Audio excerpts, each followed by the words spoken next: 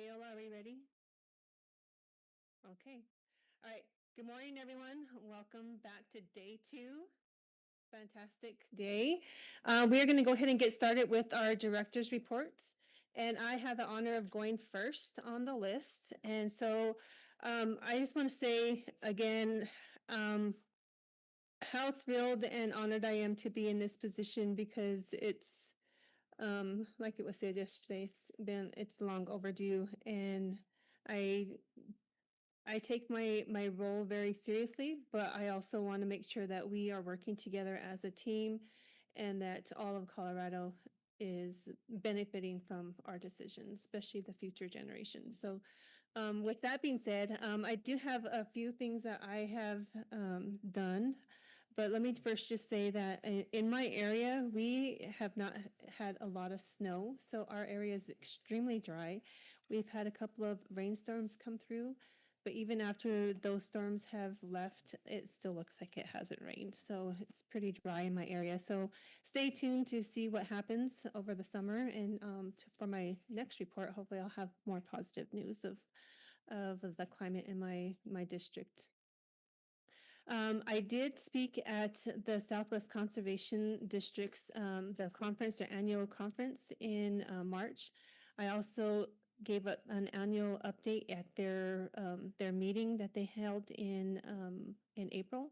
I also attended the Southwest Roundtable. I did give the keynote speech at the University of Denver Strum College of Law for their annual conference, and their theme was partnerships in water. And I think that should be our theme for this entire year for what we're going to be doing. Um, Again, it was a fantastic opportunity, but that theme really stuck with me, and I think that's what we should always be carrying with us in our daily lives is the partnerships that we hold and what we can develop because they're so valuable in what we do. I also attended the Water for Food Global Conference at the University of Nebraska. Their title was "A Resilient Future for Water and Food for All," and I was on a panel for Indigenous communities in navigating the challenges to ensure access to water. That was a fantastic conference, not well attended, but there was a lot of people attending virtually, so it was pretty. It was interesting. So if anybody ever gets a chance to attend that conference, please do so. I also was on a panel at Fort Lewis College called We Are Water. It was a film festival. If you didn't know that, if you can Google my name on YouTube and come up with a lot of different documentaries. So that was interesting. And then I will be attending Telluride's Mountain Film Festival this weekend on a panel with a couple of notable people, particularly Quanah Chasing Horse. I don't know if you all know who she is. Yeah, she's going to be on the panel with me in Telluride. And so we're going to be showing, I believe, one of her films and a couple of other things that are going on. But so I'll be there speaking on a panel with her. I will also be at the Gretches Wilkinson Center for Natural Resources at CU Boulder for their conference, and the title of the panel that I'm speaking on is the first session of the entire conference, and it's called "Turning Hindsight into Foresight in the Colorado River at a Crossroads." Very interesting panel, and they want us to talk about the lessons that we've learned to this point. So I think we've all learned a lot of lessons to get to this point. Even as yesterday in transitioning into this position, we've normalized the process, which is fantastic, especially for Colorado. So thank you. Other than that, I don't have anything else to report, so I will call on Director McLeod. Thank you, Madam Chair. I put together a little slideshow today, but part of it is already outdated, but we'll go for it anyway. There. Just wanted to show you what come on now, there we are. The conditions of the reservoirs. Now these figures came from the Aspinall operations meeting a couple weeks ago, and they're like, well, based on the April 1st forecast. I just yesterday evening got an email from Reclamation, and the May 1st forecast is even worse. Talk about dry. The May 1st, come on now. The April 1st forecast showed inflows to Taylor Park Reservoir, for example, at 72,000 acre feet. The May 1st forecast showed 63,000 acre feet. Aspinall, they're reducing the inflow estimate to 640,000, or from 640,000 to 570,000 acre feet. So you can see that no major river or reservoir in the Gunnison Basin is going to make average. The blue line, the blue vertical line is average, and they're all well below average. And this was in April, but in May it's even worse. So yes, we have significant drought conditions. This is the Blue Mesa curve, if I can make this work there. But that line is now dropped down significantly. So our largest reservoir in Colorado is going to be very low this year, about 60% full as the estimate for the peak. So after the bad news, I just wanted to share some of the activities that the Upper Gunnison River Water Conservancy District has been engaged in recently. Some of this is kind of fun stuff, so it's early in the morning. Have a little fun. If I can make this work. Well, these are the ASO flights we've been doing this year. We've done 3 of them. And each one shows worse results. This one, I don't know if you can see the graph on the right, but it shows the difference between April 15th and May 5th. And you can see how much the snowpack has depleted. This is just the Taylor River Basin in just that month, and it's depleted even more in May. So sometimes having too much information is not a good thing.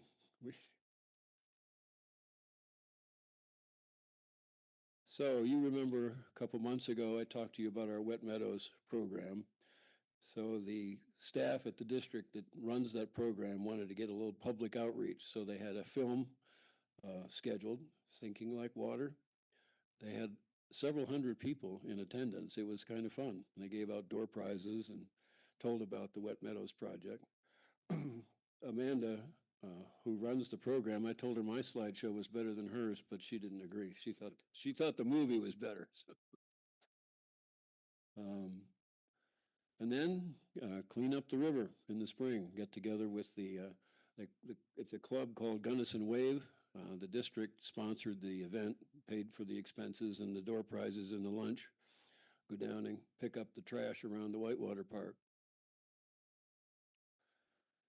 This was even more fun. Some of the students at Western State University came to the district and said, we need a sponsor for this blessing of the ditches.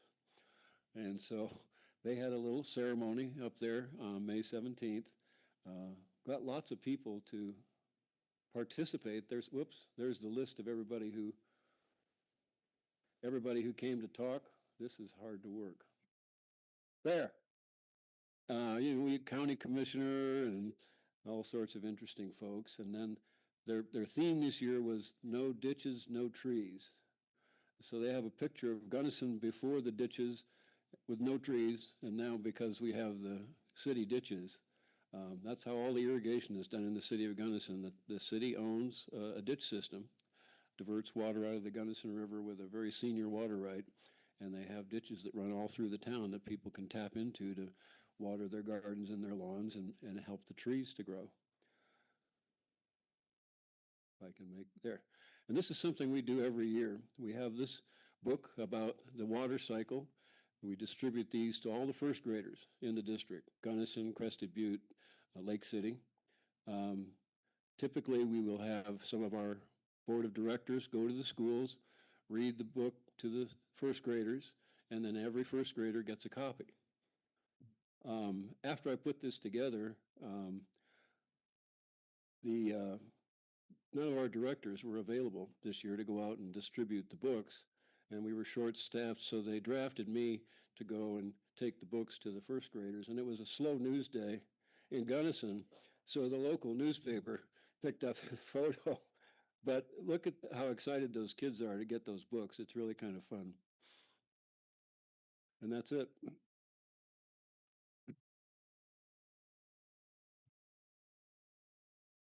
Sorry, Director Vasquez. Yes. You need this? Can you advance for me? Okay, thank you. So a little update from the North Platte Basin. Oh, thank you. I hope. It's scary. Yeah. Yeah, a little update from the North Platte Basin.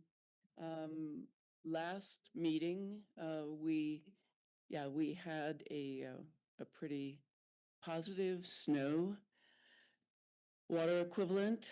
And as you see from these stations, our last month's precipitation has been quite low, and the snow equivalent has dropped down to 23%. So it's not looking good as you look at the various forecasts from 10 to 90%. If you take the midline and project that, it's looking pretty grim. I will not be able to outdo Rio Grande, but we might get there. So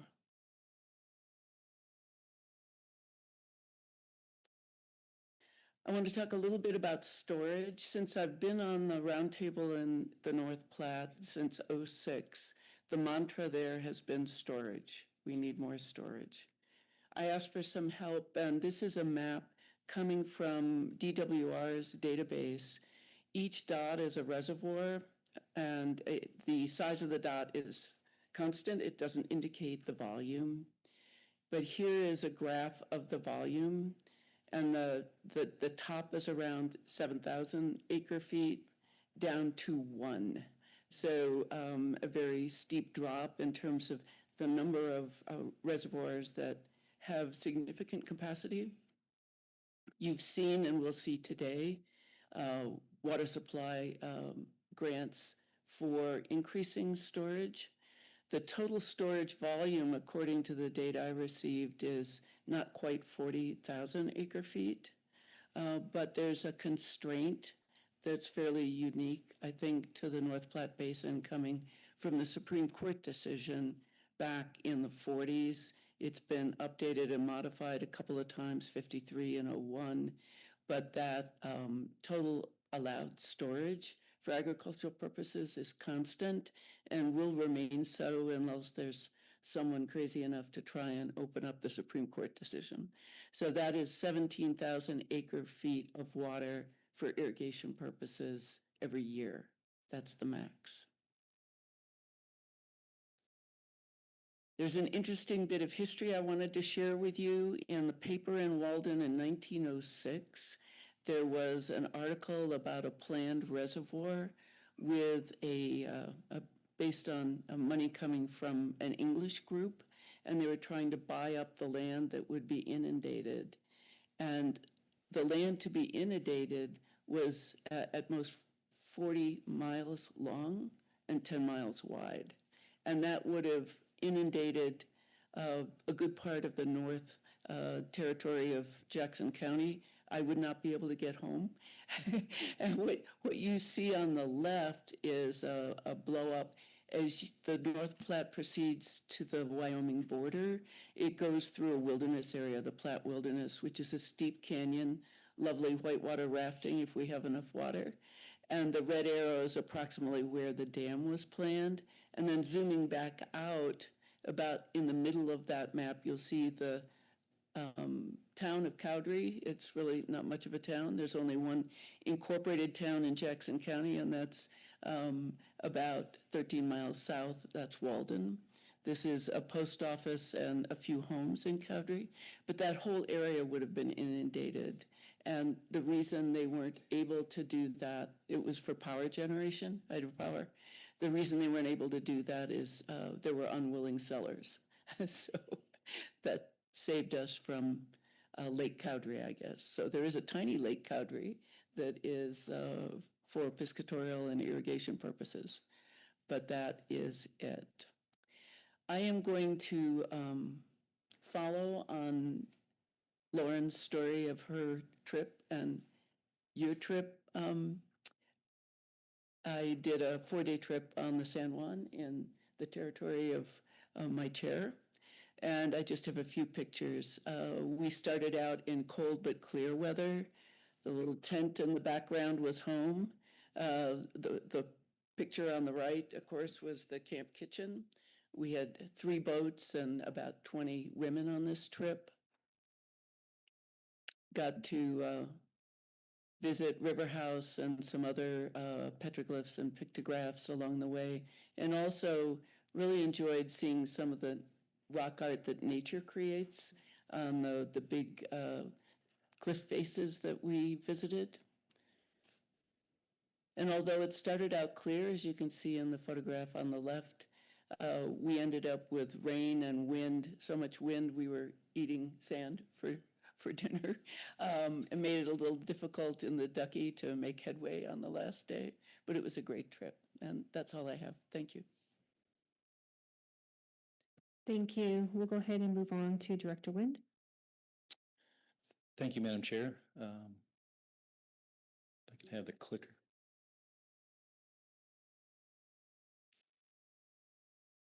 Very good. Well, just a few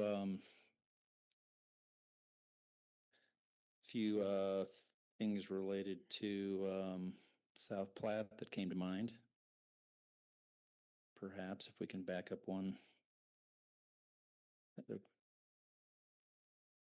Coming from the South Platte, certainly no room to complain about hydrology, given what we've heard from other basins both today and yesterday. But not everything's yippee-skippy in the South Platte, unfortunately. This is just in the middle is the Kersey gauge. That's really a metric for kind of the water supply of kind of much of the South Platte Basin. Kersey, Colorado is just east of Greeley. So that's kind of the place in which kind of the last tributaries of significance are introduced into the South Platte, and gives an indication as to kind of where we are. And this is just the last 30 days. And the dotted line is the longer term average for the Kersey gauge. I believe this record goes back to just 1985. And of course, we're well below that in the South Platte, which has led to certainly in the tributaries some storage that will not fill completely. And right now we have, I believe, State Engineer Ullman, I think we have an 1897 call on the South Platte, which is really unheard of. I all my years in the South Platte, this time of year, a call that senior that's that far down is unheard of. But it's certainly an indication of dry soil conditions and a lot of irrigation going on quite early. I might suggest that on the left and the right of this image is, of course, we'd all recognize this from National Weather Service. We've had kind of 2 kinds of days. Albeit we had a couple hot days in early April. We've had, and I always complain about wind. You might remember about a year ago I did a little analysis because I thought for sure last spring we had the most wind ever. It's not because of my name, it's just I don't like wind. But in fact, I proved myself wrong that we just often have wind, and so we've had quite a bit of wind. But then we've had these other days. We've had about, I think, 5 or 6 often on the weekends, little images like what's on the right, in which for sure we're going to hit a rain event. And this image, in fact, it's actually for forecast for this weekend, and it just has not hit against the forecaster's wishes that for sure we're going to get some rain. So it's showers, then it's just not likely, is how I look at it these days. So that's the hydrologic condition in northeastern Colorado. Just in terms of like all of our basins in Colorado, the primary driver of the consumption of water is agriculture. So I felt compelled to at least show a couple images of things that are off to a good start in northeastern Colorado. Of course, we all know, right, what's on the left. I have to know this because my high school alma mater is the Brush Beet Diggers. So of course I've got to show sugar beets. These are just as of a couple of days ago. Sugar beets, if you're not aware, are really hard to get out of the ground and get going. The first 4 weeks are extremely painful, but once you get sugar beets to this stage, particularly if you got a cover crop to protect them from the wind, they are off and going. And we sometimes forget as a nation that 65% of our sugar does in fact come from sugar beets. Less so over the years in Colorado, but driven by states like Minnesota and North Dakota, some in California, Idaho. But Colorado still produces quite a bit of sugar beets, in which at one time there was 13 processing plants in Colorado to take sugar beets at roughly 17 or 18% sugar to its final product. And now that's down to one. So in Fort Morgan, Colorado, is the one remaining sugar factory, as we call them, owned by Western Sugar Cooperative. And then from time to time, they let me drive a tractor to plant corn. So I enjoy those days when they do, in fact, happen. And also, of course, in our state, and particularly in northeastern Colorado, dairies are strong in our economy. In Colorado, there's just a little over 200,000 dairy cows, primarily Holsteins, but we have a couple of the 110 or so dairies that are Jersey cows. So the tractor is your river trip? Thank you. Same thing. Thank you. That's a little bit of getaway. Although these days you can't just drop the technology when you're doing these things. There's just a lot going on, but exactly. Interesting, Colorado's the 13th producer of numbers of dairy cows in the nation, but the second in terms of per cow production, which is kind of interesting. That's quite a discrepancy. And why is that? We've got great weather, and we've got dairy women and dairy men that are second to none. So the production per cow is roughly 3,000 gallons per cow per year. And also what drives, at the end of the day, it drives the ag economy in our state, not just in northeastern Colorado and the South Platte, is livestock, where we have about 2.65 million beef cows in our state. And when I think about the connection between north and south and east and west, it's in our state is largely through cattle production, with a lot of the calves originating in the mountain areas and finding their ways down into the plains, often for their final stages of life. In northeastern Colorado, surprisingly, there's about 50,000 more cattle than people. If you look at the northeastern counties, coupled with Phillips County, down into Yuma County, if you add up the livestock, the four-legged livestock, just a few more livestock than people. That's going to change probably here in a few years, but as of to date, that's where we land in Colorado. And that really, at the end of the day, we've got wonderful vegetable farms that are growing in acres, which is a wonderful thing. A few other production highlights, but it's really, at the end of the day, it's food and forage production for the livestock industry. And that's spring on the northeastern Colorado. So thank you, Madam Chair. Thank you, Director Phelps.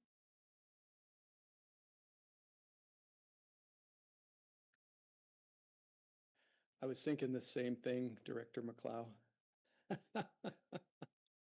You gotta take that rejuvenation wherever you can get it, right? I don't have any slides, no. So similar story in the Arkansas Basin. I mean, I think maybe like Brad, I'm reluctant to gripe about it because my friend to the south of me is so much worse off, and as our neighbors to the west. But it's been an interesting year for spring.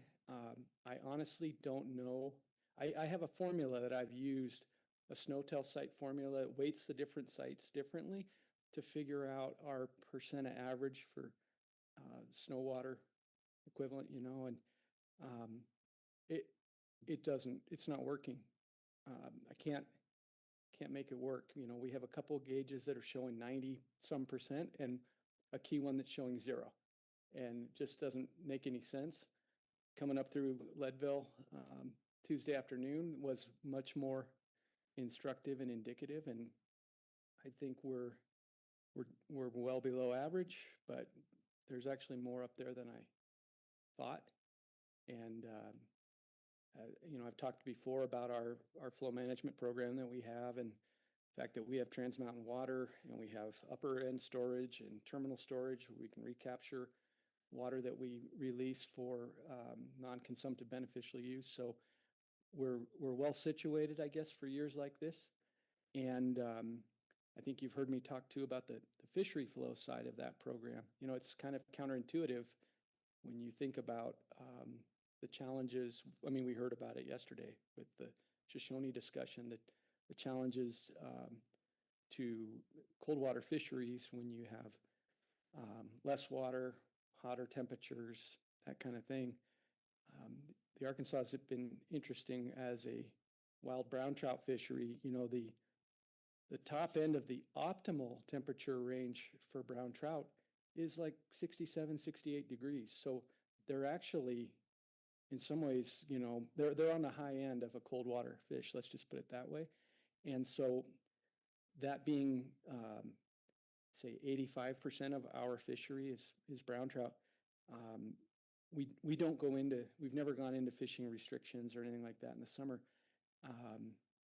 Gets harder to catch fish when the water's really warm. They get kind of lethargic. They go and hide in the deep, dark holes, kind of like the biologists were talking about yesterday. But they're fine.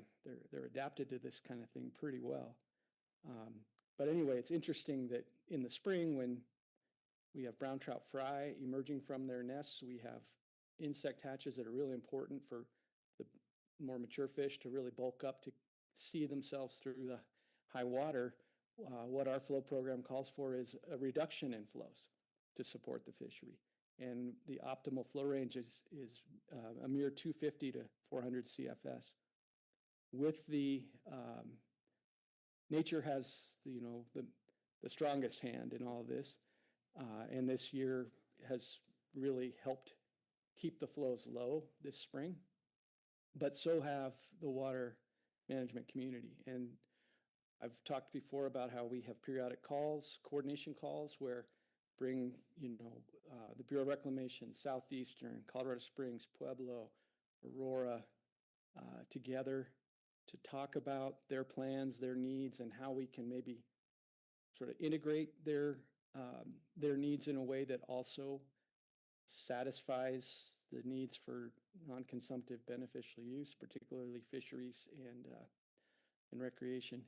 And this year really was phenomenal. These folks meet every Tuesday at 8:30 a.m. and we coordinate. Often the calls are only, well, the real business maybe only takes 10 minutes. But the calls are usually half an hour long, and there's a lot of great just relationship building, some laughs, and you know, that's what the non-consumptive community, I think, really needs to understand and embrace. We don't own water, or rarely do we, and if we do, it's not enough. We don't have a big war chest either. We have to rely on friendship. And the fact that most water management entities have our needs built into their mission statement, and they have constituents that are proud when they're able to help these other needs. But yeah, you can't wait till you have a problem to start making friends. These friendships have been going on for 30 years. And it really played out this year. I mean, we made it to May 13th within the optimal flow range. We often don't even make it to May 1st. And the fishery's really reflecting that. I talked about the difficulty of trying to figure out the snowpack. And I'm just talking about the upper basin, like upper, like from Salida upstream. It's not that big an area. It shouldn't be that hard, but it is pretty challenging.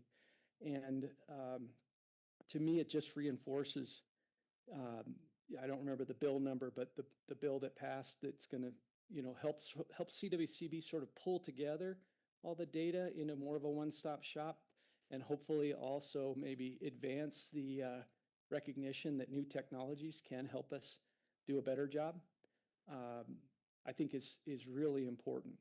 And I'm excited to maybe ultimately give up on my model that I've used all these years and defer to people who actually really know what's going on and actually have the data and can really give us a more granular understanding. I was really inspired by Nathan's description of, I don't know when, it might have been 2 meetings ago, but you know how you had broken up your watershed into all those little hydrologic units, and were able to do an analysis and determine the acre feet of water that was sitting up there. That's amazing. That's amazing. And it's got to help both with just projection generally, but also if all the different entities have a better understanding of what they have, they're going to be even more confident in collaborating and feeling solid about what they can and can't give. And I think that bodes well for the future. In my basin and in our roundtable, we're not just feeling the shortfall on moisture, but we are also feeling the shortfall on funding. The kind of the loss of statewide WSRF funds has really kind of casting a shadow. Even as the water plan money seems to grow, we know that the categories of spending don't necessarily totally overlap. You can't totally substitute one for the other. And we are, our emphasis, which I think is similar to the state, on kind of drought resilience and aging infrastructure. That's what we look at a lot in our basin. Got a lot of old infrastructure, a lot of senior water rights, 1860s, 1870s. That stuff was built a long time ago, and it needs help. So we're really having a lot of strategic conversations about how do we help people leverage what we do have. What's the best strategy? Sad to say, but competing against all the other basins, to make sure we get refilled, or maybe we should even overspend and hope that somebody doesn't spend all theirs and get some of that excess. Everyone's just really pulling for our ag community, especially. I think that's where a lot of need and not a lot of funding and organizational structure necessarily to fix what needs fixing. So ongoing, probably similar to a lot of you, but these state and federal funding challenges that's where the reality of it is in my life, is trying to help our ag community, particularly in the lower basin. Kind of on the personal note, everyone keeps asking, how's it going at Upper Ark? And it's going good. Every day's better, but it is a mountain to climb. And I just keep climbing. I'm coming home way more tired than I used to as commissioner. So, I'm realizing what it takes. And then just something that I thought was kind of cool and a total reflection of the last 5.5 years of my life, I guess, working with many of you on the board and staff is, for really since I got on CWCB in 2020 and I was a county commissioner, I've been working with Colorado Counties, Inc. to bring water education to county commissioners. It was something they weren't doing when I came on the scene. And the reason they weren't doing it is they were afraid of creating division and conflict, right? And I think that came probably from some bad situations revolving around Trans Mountain diversions in the past. And they were concerned about, they just didn't want to open any wounds, or I think it's kind of a political enough organization that they didn't want to throw any gas on that fire. But we were able to convince them that water education is different than sort of advocacy of positions and stuff. Teaching people about positions, but not necessarily arguing them. And so I think I've hosted 8 of these panel discussions. And in the last 1.5 years or so, I've brought Water Education Colorado in. In fact, Juan mentioned it yesterday briefly, but brought them in to try to help them be a resource for county commissioners, because that's where the gap comes between land use planning and water supply planning. I think it's more on the land use side. That's based on my experience. But so doing another one here in a couple of weeks, and it's such a reflection of my experience here. They're giving me 3 hours, and I've got 2 different sections going. The first is with our state engineer. Jason's going to talk about what we're kind of terming the real compacts. Everyone hears about the Colorado Compact all the time.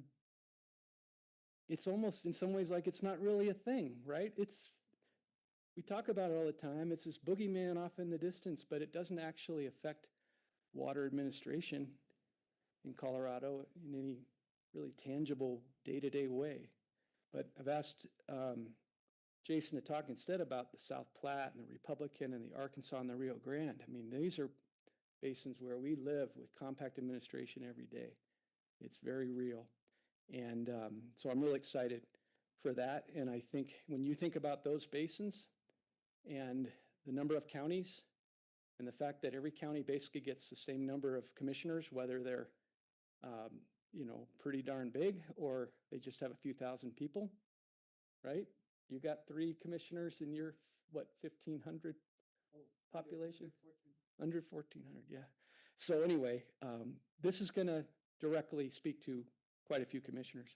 And then after that, we're going to have a panel discussion that is totally derived from this experience I've had here. We're going to have representatives from these basins talk about what it's like to work under these compacts and then also the internal challenges. And so got Pat Wells coming from Northern, who, I've gotten to know through this role. But then the other speakers are Robert Cicada, Heather Dutton, Jack Goebel. They're all former CWCB board members that I got to work with. And well, I didn't work with Jack; I replaced him. But we have a good rapport, good continuity. And so anyway, I think I'll just kind of wrap up with that. But as I'm done being commissioner, soon I'll be done being a CWCB director. But it just struck me as such a amazing expression of this ride that I've been on for 5.5 years to be presenting to the county commissioner community with Jason and then all these colleagues. It's really something. And so I appreciate everybody's help on that. Thank you. Thank you. We'll go ahead and go on to Director Johnson. Great. Thank you, Madam Chair. So I'm going to show a quick video here this morning to highlight one of the projects that we've got going. I think it's controlled from over there. I'll just say a few quick words first. I did do a short river trip. I'm going to spare you we've seen a lot of pretty pictures, but just wanted to give a big thank you to the good folks at American Whitewater. It was to really showcase a project that this board has funded to really look into recreational uses and values around the state. And I'm sure we'll be hearing more about that project moving forward. But big thanks to Hattie Johnson and Kestrel and others and a bunch of Colorado Roundtable folks. Thoroughly enjoyed it. It was the Ruby Horse Thief section, just kind of downstream on the Colorado River. So that was fun. Again, I'll spare you the details of that now. But I do have a video once we get it queued up here. This is on our Strontia Springs Sediment Management Project. So this is something that this board helped fund in part with a grant just at our last meeting. Ongoing work that we're doing. It's the Wildfire Ready Watersheds, all the good work that Chris Sturm and others at the CWCB staff are working on. But I will roll the video now if we can, and then we can circle back in a minute.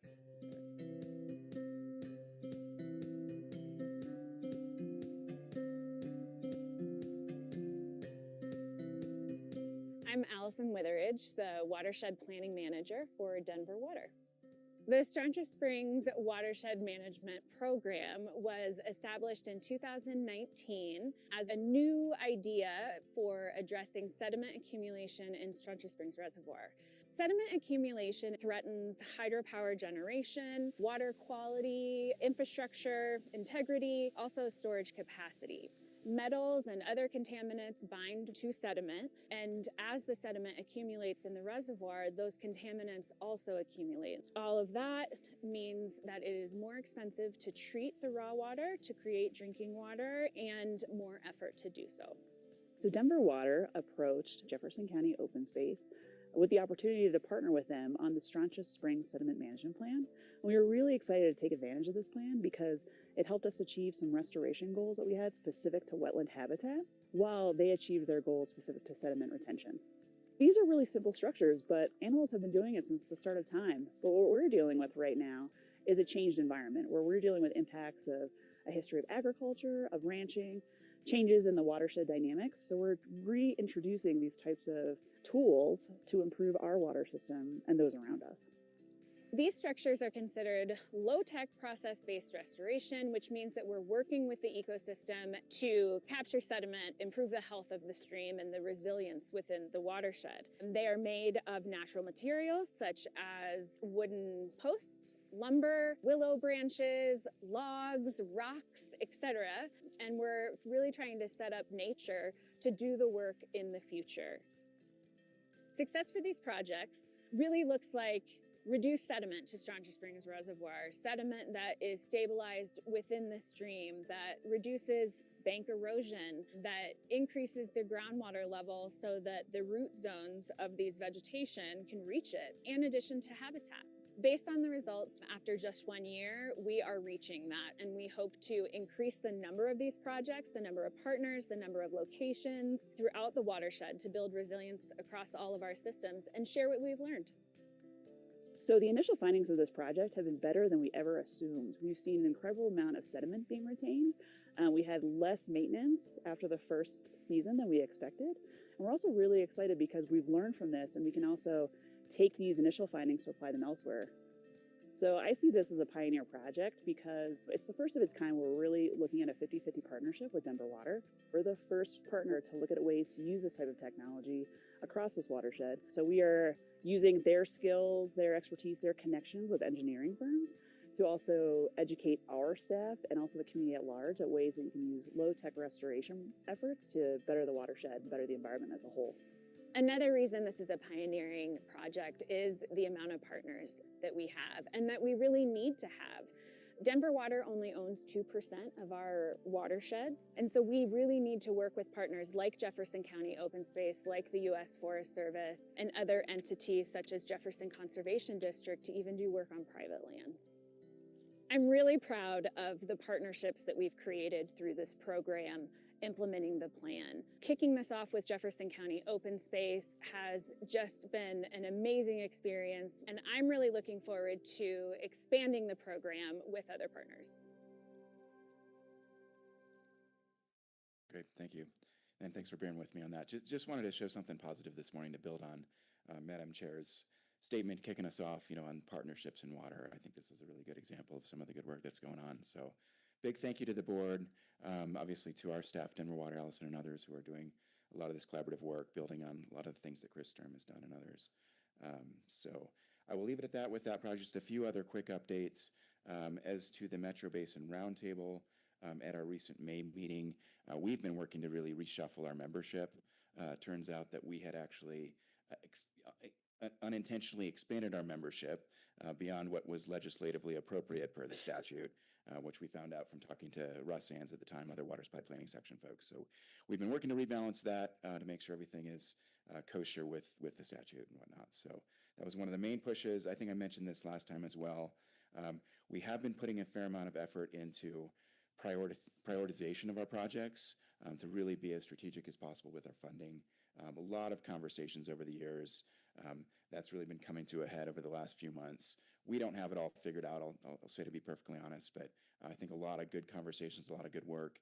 I think this will dovetail nicely with the June 25th IBCC meeting as we dive into some of the work previously on some of the things from the water plan, looking at some of the low-hanging fruits. So I'm really looking forward to that process as well. And then eventually we will be working with Director Wynn's crew in the South Platte to have another joint meeting coming up soon. On the forecasting side of things with regard to our water supply, I will share the statements of Director Wynn. Our snowpack this year is unremarkable, but as you know, not nearly as awful as it is in other parts of the state. So I certainly share the concerns, very sympathetic to the other basins and some of the issues that we're dealing with there. And then finally, I'm sure many of you are following our Gross Reservoir Expansion Project. I'm not going to get into detail today. There's been a lot out there in the press. Really just to say that we are doing everything we can to keep that project moving forward. It is obviously very much in flux within the court system right now. But again, we will do what we need to serve our 1.5 million customers to really help the supply, the redundancy of the system, and to do what we can to move that project forward. So a lot of good folks working on that. Again, won't get into the details, but stay tuned. God forbid in the meantime we have any wildfires or anything else at this point, but Yeah, we have, again, many projects to help mitigate that, but we're doing what we can. Thank you. Director Combs? Okay. So it's interesting. I want to congratulate Lorelei. You're gonna love it. You're gonna do great. So I'm glad you have to ring the bell. So the Rio Grande has been interesting. We're very competitive, like as a basin, right? We always want to be kind of innovating, pushing, and going. And this year's not an award we wanted to win, right? Right now, like Director Ullman said, we've only got 12% of our snowpack remaining in the Rio Grande Basin as a whole. And the farther south you get, of course, you understand the Rio Grande Basin. We're the most southern snow-driven watershed, right? And so as climatic changes happen, we are kind of in that boundary that really sees those big swings happening. And so on the southern end of the Rio Grande Basin, down in the Caneos where I am, Lily Pond is our most northern indicator on snowtail. It's at an elevation of 11,000. It's at 0% and has been. That particular snowtail site, again, being a record setter, we had 5 new low days for the 30-year history. It's never been lower for 5 days out of the year. Cumbers Trestle, it's our winner this year. We still have 3% of our snowpack there, so we're counting on that. But our soil moisture is at 100% of the 30-year average. So we had a great wet fall and then no snow in the winter. But then this spring, we've had a lot of storms come in. Our ground was really warm from, having all the solar exposure. So that snow immediately melted, infiltrated. And so our rivers are actually, while our junior water rights are really going to suffer, we're not going to get that good peak that brings a lot of juniors in. We're going to have a fairly consistent plateaued river for a while. So somehow it always works out for us, so we're not throwing in the towel yet. We'll figure it out. One of the things that we are doing though is most of our sub districts, which is, they are the groups tasked with kind of mitigating the interference of groundwater to surface water.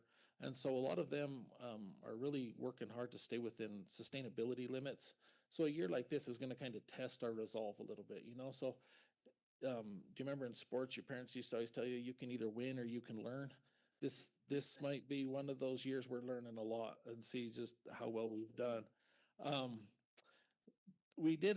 Every year we do a 6th grade field trip. So the schools will bring them in and they sit in the office and we roll them through the groups. It was an interesting group this year that they actually seemed to care. It was usually, they're just looking around, looking out the windows, but this year they really cared. It was a lot of fun. We got to talk to them about the priority system. And one of the lessons we give them is when we're teaching them the priority system is we tell them 1 is always better than 2. 2 is always better than 3. And then I say, and 3 is always better than this class. None of them could get it. So I looked at the teacher and I was like, this is only counting to 4. Are you sure you're at the end of the year here with 6th graders? Anyway, it was fun. The other groups got it. This one didn't. We also take them out to hope none of your kids are in that picture. We also take them out to the river. And this is one of the structures we show on our automation. This is what we call the core. This is where we bifurcate the river to pay. When we go compact, this is the main structure that we use that separates water from our senior water users and our compact obligations to New Mexico. And they love walking out across there to see the water and see the fish. And it is so interesting. And I think we're all in the same. You can't help it. They all have to throw a rock. You have got to throw a rock. And so one of the other teachers and I were just counting how many kids threw rocks, and it's all of them. So anyway, it's pretty neat to get them involved. And when Director McLeod was talking about getting the books, they're interested in water. They see these structures, they see this river, and we also give them the talk about safety. Don't swim near these structures, for that issue. So it works out really well. It was a lot of fun. On another note, I have to tell you, so my wife and I, we bought our farm in 2001. And 2002 turned out to be the worst drought in 300 years. That was not a year I felt very smart. So you go through it and it's kind of the beans and rice, and you know how everybody has had their deal. We go through it, and I was raised in a family. There's 6 kids in 5 years. We have a set of twins. So, but that put 5 of us in high school at one time. And I don't know how my parents kept sanity, but the economy at our house was work. Everybody had to do their part, right? And so you developed your sense of worth out of putting in the hours and doing your part and getting this done. And then, of course, we tried to push that to our kids and go and do. And it's interesting. My youngest son's the only one that really liked the farming and the agriculture and the automotive stuff. He's very, I'm going to stop short of calling him selfish, but he's very self-centered. And being the youngest, he was fun. We put him in sports. All of our kids have started sports, and he started at 4 years old wrestling. And he had a lot of success as it moved on, and he was really driven and really worked hard. But man, he was hard to get along with. Very difficult to be around, you know. But he was working towards these goals, and he's our youngest, and so you see everybody else leaving, and your life is changing. And here in a week, he's coming home from the Philippines. He's been on a mission there for 2 years. And the point of a mission is just to serve people. Whatever you find is a need, you serve. He has helped families build houses. And when I say build a house, this is putting up what we would call an awning to watch a parade with. He has helped dig ditches. You name it, the amount of work he has done. And this kid has always been driven to have a new motorcycle and another car and all these things that he saved his money for. And the change that's come to him has been amazing. So trying to kind of learn a little lesson there. When he gets home, our whole family wants to go on a vacation. I told you we bought that farm in 2000 and 2001, and my wife teaches school, so our schedules don't line up. You know, I'm busier than heck in the summer, and she's busier than heck in the winter. So this year we decided, now that all of our kids are kind of at a point in life where we can take this big family vacation, we're going to go back to Italy. That's where I served my mission. And so we're going to spend, it's going to be great. They all want to see where I served, what I did on my mission. But the thing that I'm most excited about is going to Europe. I can finally wear my Speedo. And so, hold on. I know what you're thinking. Wait, Don't mental floss. Don't worry. I know what you're thinking, but it comes with suspenders. It'll be okay. So, anyway, we are going to go spend some time as a family. And I'll tell you, at first it made me so nervous. I couldn't hardly, with all the work, because being a one-man show, no one has ever snuck into my office and done the work while I was gone. You come back and it's just piled deeper. But seeing that our kids are leaving and that life is changing, I'm actually excited to do what I tell everybody else to do. Don't take yourself too seriously in your job. The job will be there. Some other experiences are worth a lot more effort. And so I think, like it says there, when it's other people we work for, we usually find that what will change us, and that probably will make change our goals as well. And I think as we do this job in CWCB, there's a lot of issues that gets complex, but appreciate what Director Johnson was saying. There's people at the end of these decisions, and that's what needs to be the drive. What's going to be best for the state of Colorado and the people of the state of Colorado? Not did we win the argument, or did we have the best record in the discussion? Are we serving to the best of our ability the people that we do with? So, and as far as that goes, I was going to just remind Director Ullman this time last year, he just got back from El Paso, and we were cleaning sand out of our ears for a week from the wind that was blowing down there, and now he's taking his river trip and cleaning sand out of probably everywhere. And so the life of a state engineer never changes, but congratulations on a successful year and all you've done. So appreciate we've had a good year as a state overall. So that's my report. Thank you. Director Chamlin. Camlin.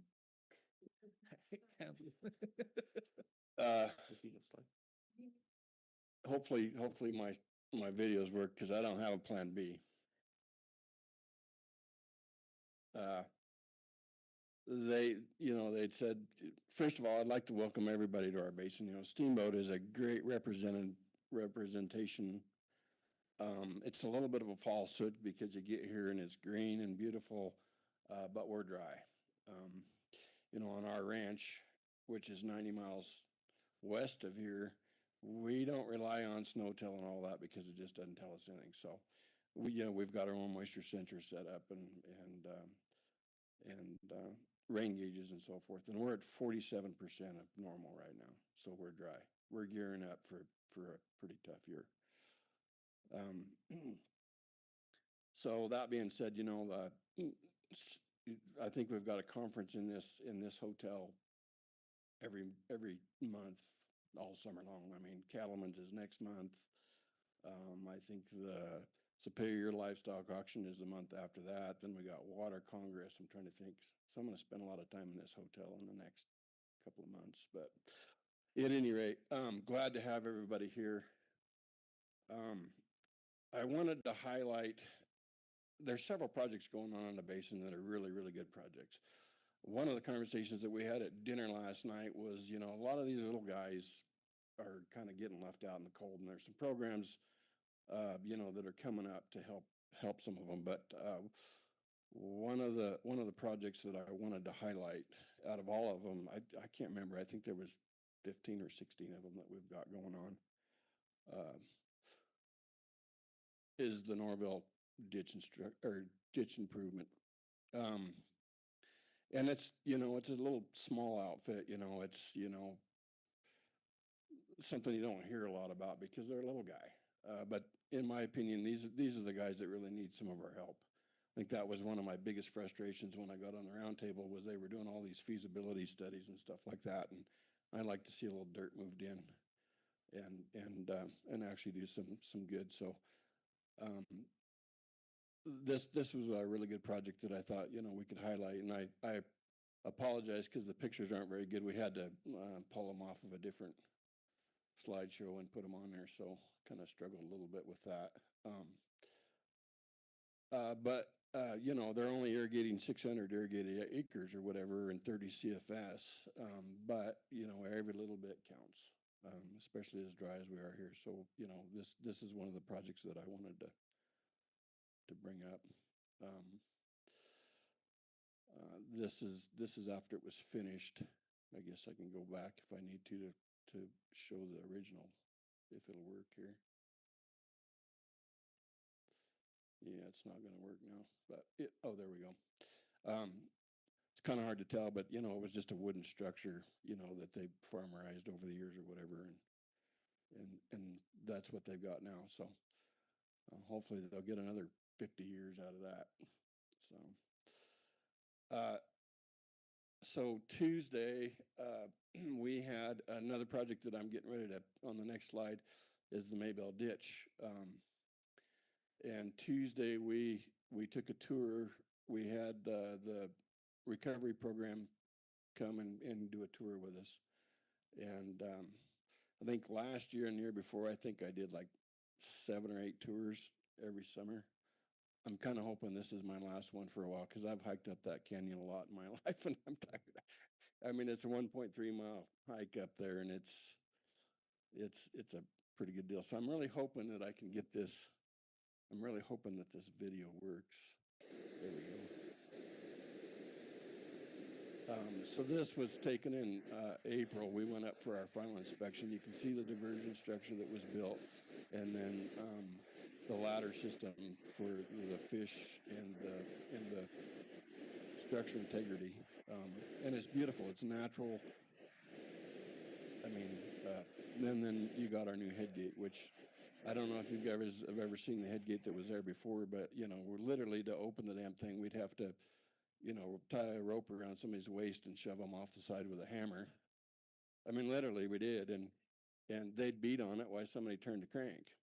So this is so cool. I mean, we can run it from our phones, and so this is CWCB money, and I'm very proud of this project. It took me about 7 years to get this done, and I'd really like to thank TNC for helping us with it too. So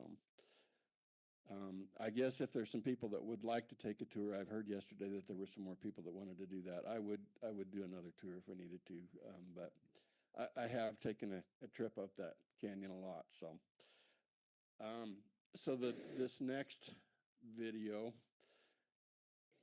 is just smelling the roses. And I'll let you listen to the sound too. It's kind of cool.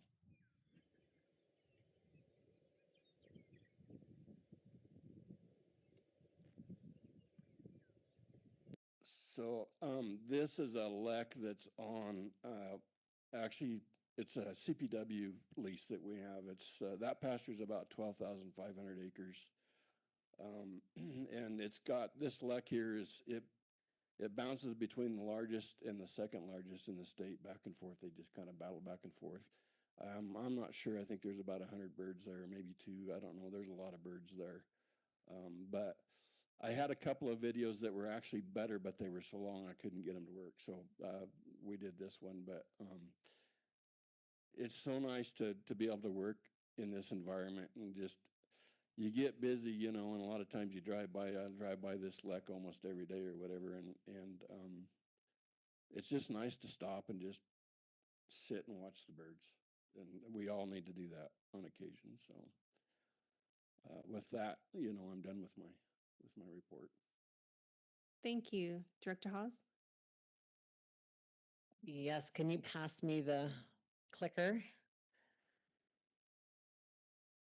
And I'm gonna, well, good morning, everybody. It's definitely different to go last than first, from last time on my first board meeting. This is better. So I'm gonna start with the kind of baddish news first, and then I have some good news that'll actually build on a lot of things other people have talked about, which was just a happy coincidence and probably shows where the board's at.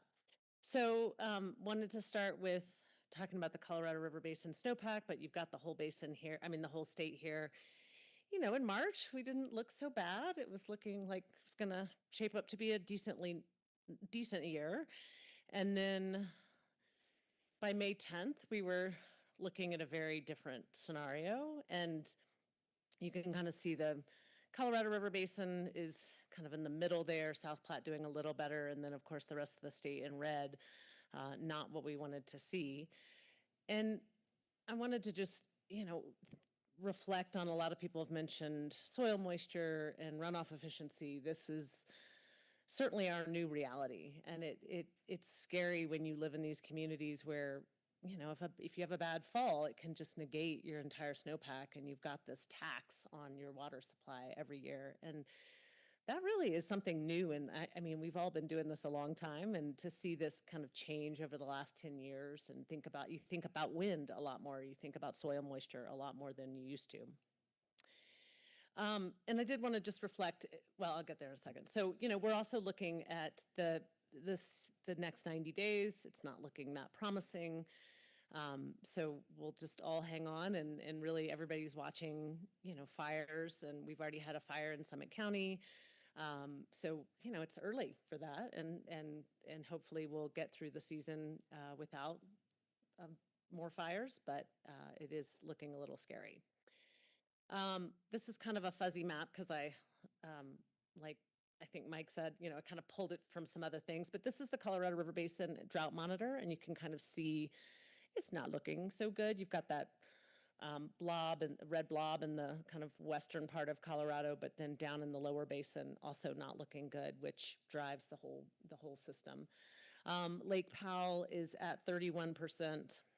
Lake Mead is at 33%. You know, these are the nation's biggest reservoirs. So we're definitely, this could be a tough year.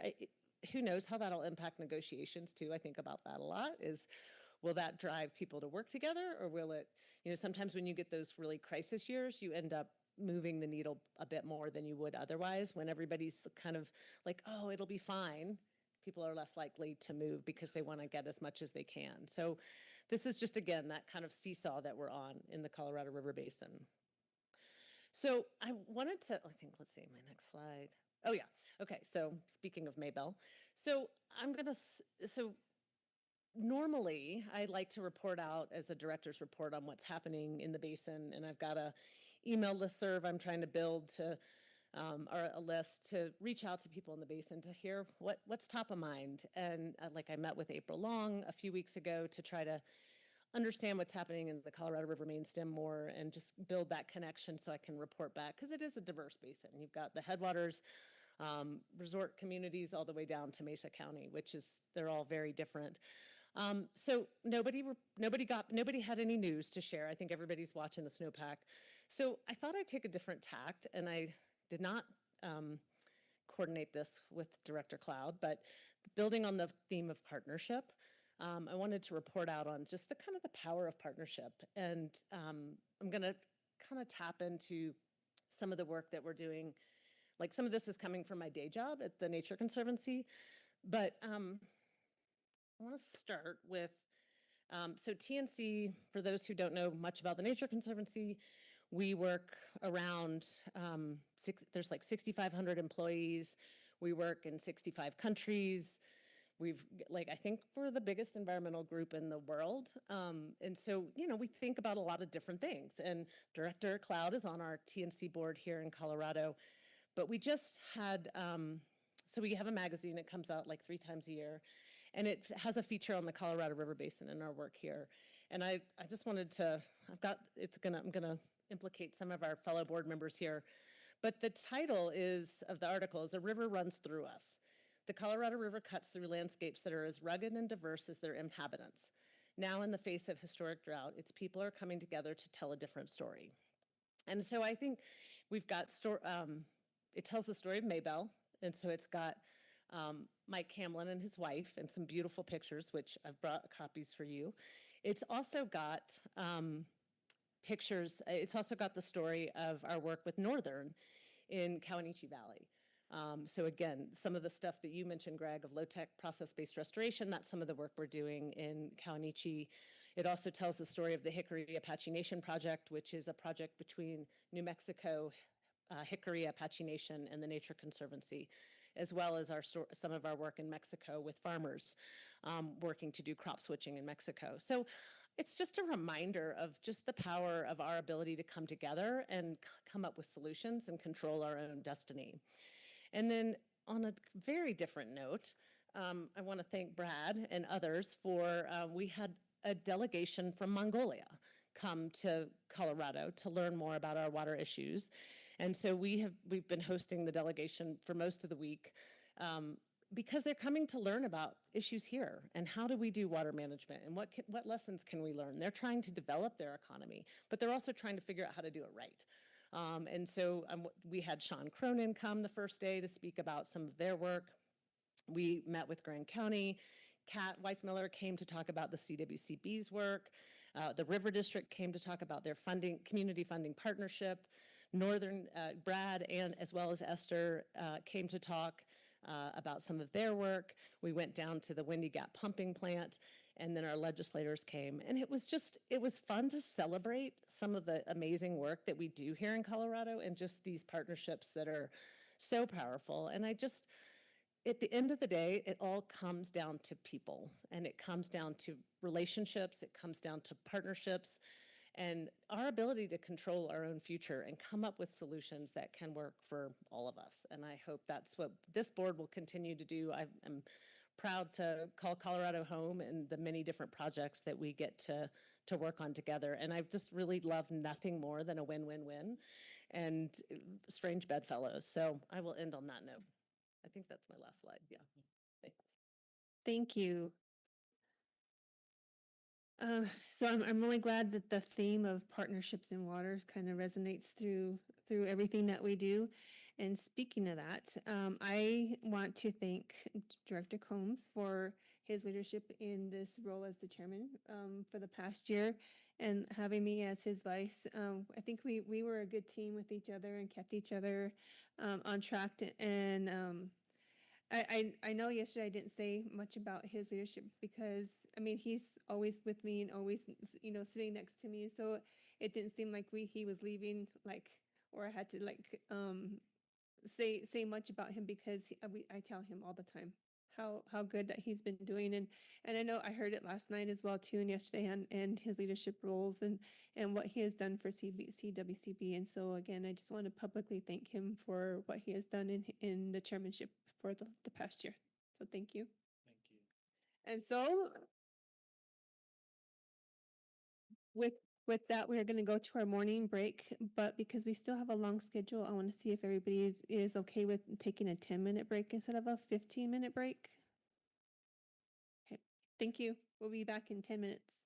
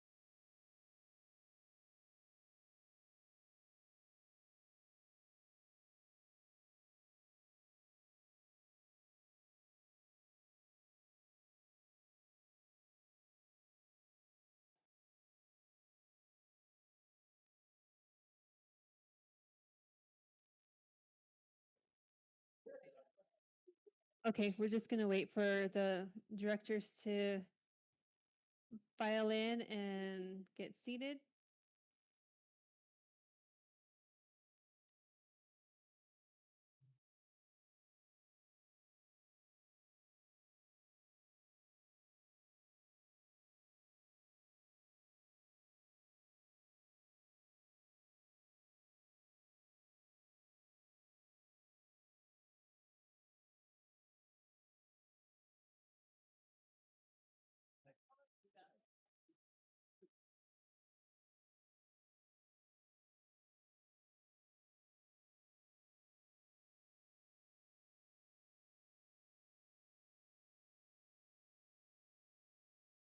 Recording in progress. Thank you, everyone, for returning. I'm gonna go ahead and turn this over to Director Felt for a moment. Thank you. Thank you, Madam Chair. I think there's been a little information circulating about our next meeting in Salida. And I just want to take a minute while we're all together. We are planning a raft trip that's sponsored by the agency. And everyone's invited to attend. It'll be on the Tuesday afternoon before the meeting. As we saw yesterday, I think we're probably adding some elements to our July meeting. And so we don't really have time to do it during Wednesday, Thursday, but it'll be Tuesday afternoon. We'll be meeting about 1 o'clock at basically it's called Big Bend, but it's a few miles west of Salida at a commercial outfitter, Independent Whitewater. And then we'll be running Browns Canyon, which is a class 3+ section of Whitewater. It'll be mid-July, so it'll be during the flow program, flow augmentation, 700 CFS, I'm guessing. So it's really fun. It's really interesting technical rapids and some exciting spots. We'll have several stops where we'll have some interpretive educational components going on. And the time on the water probably is about 2.5 hours at that flow, plus the stops. We'll be shuttled up there, shuttled back, big safety talk and all that. But I just wanted to make everybody aware. I think we have some spots for staff too. If you're staff, you can talk to Lauren and Viola about that. And, you know, if you have questions right now, glad to answer them, or if, you know, you can catch me later on today. But just wanted to get that sort of in your heads as a possible. It's a place I've spent a lot of my life, frankly. It's a national monument, and it's just a really, really neat spot. So hoping people can make it. Certainly understand if not. And we'll probably set up some kind of informal something that evening after the trip too. So even if you can't make it, we'll be doing something. So just a little preview. Browns, yeah. Thank you. Okay, we'll go ahead and turn this over to Kat. Thank you. Kat Weissmiller, Water Supply Planning Section Chief for the record. I'm here today with Brendan Heddle from Jacobs Engineering and Sam Stein from my section Water Supply Planning. Today we got ahead of myself. Today we want to bring before you some information about Water Plan Agency Action 1.9, the Water Storage Opportunities Study. This action is underway, but at an early stage, and we'd like to get board input now on how we execute the remainder of the study. This item is informational only and no board action is required today, but we're hoping for some input and discussion. Colorado's water supply is increasingly under stress due to population growth, climate change, and aridification. Storage is a critically important tool to help manage water supplies that are increasingly both stressed and altered by climate change. Storage is also pivotal to managing conserved water and facilitating large-scale implementation of collaborative water sharing agreements. Colorado Water Plan Agency Action 1.9 commits the CWCB to a comprehensive study of new and existing water storage opportunities. The core objective is to understand, quantify, and strategically plan for Colorado's water storage future. This also aligns with narrative discussion and the need for additional storage rehabilitation and repair, and the need for flexible sharing of stored water that was discussed in the Colorado River Drought Task Force's final report. New storage projects will need to identify flexible solutions to expand existing facilities or change their operations, or explore more ways to store water underground and minimize evaporative losses while also minimizing environmental impacts. This study will explore innovative strategies for developing storage quickly, responsibly, and adaptively. This isn't starting from scratch. We're leveraging extensive existing work from the Handbook for Colorado Water Supply Planning and Permitting to DWR's dam safety guidelines and our basin implementation plans. The outcomes will help inform our future planning efforts with the most up-to-date information. Other building blocks include the analysis and technical update, the Colorado-New Mexico Regional Extreme Precipitation Study, DWR's Reservoir Enlargement Assessment Project, experiences of local governments and communities that have recently permitted or negotiated water storage projects, and input from state agencies. The report will culminate in a technical memorandum that will inform the next technical update in the water plan and provide a set of concrete recommendations for increasing storage, identifying opportunities for local partnerships, and exploring alternatives like conservation that can defer the need for additional storage. With that, I'll turn it over to Brendan and thank him for being here with us.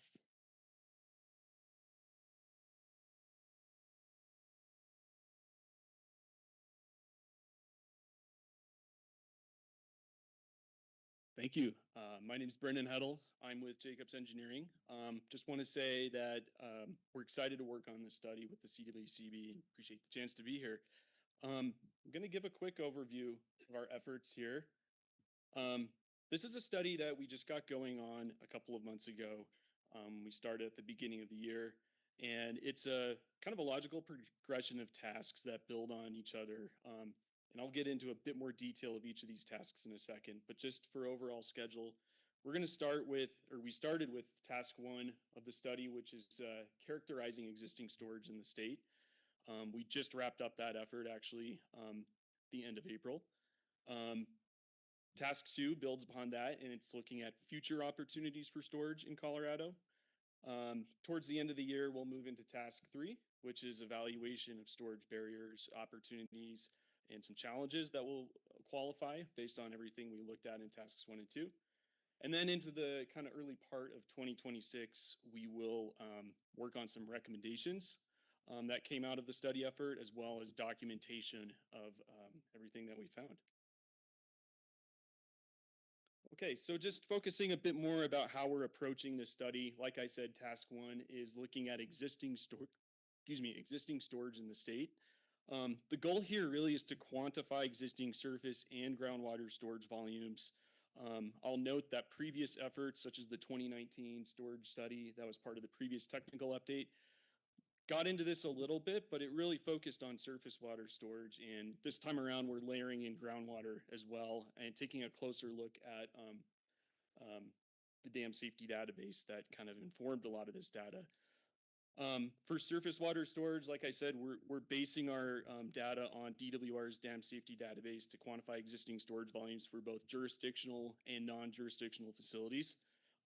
We're also taking a look at fill restrictions that exist at the moment and layering that in to get a perspective of currently accessible volumes of storage. For groundwater, existing groundwater storage projects, we're really focusing on what's termed manage aquifer recharge and recovery. So this is kind of the intentional injection and recovery of water via projects. It's not looking at things such as incidental ditch seepage. We're really looking at intentional projects to store and recover water.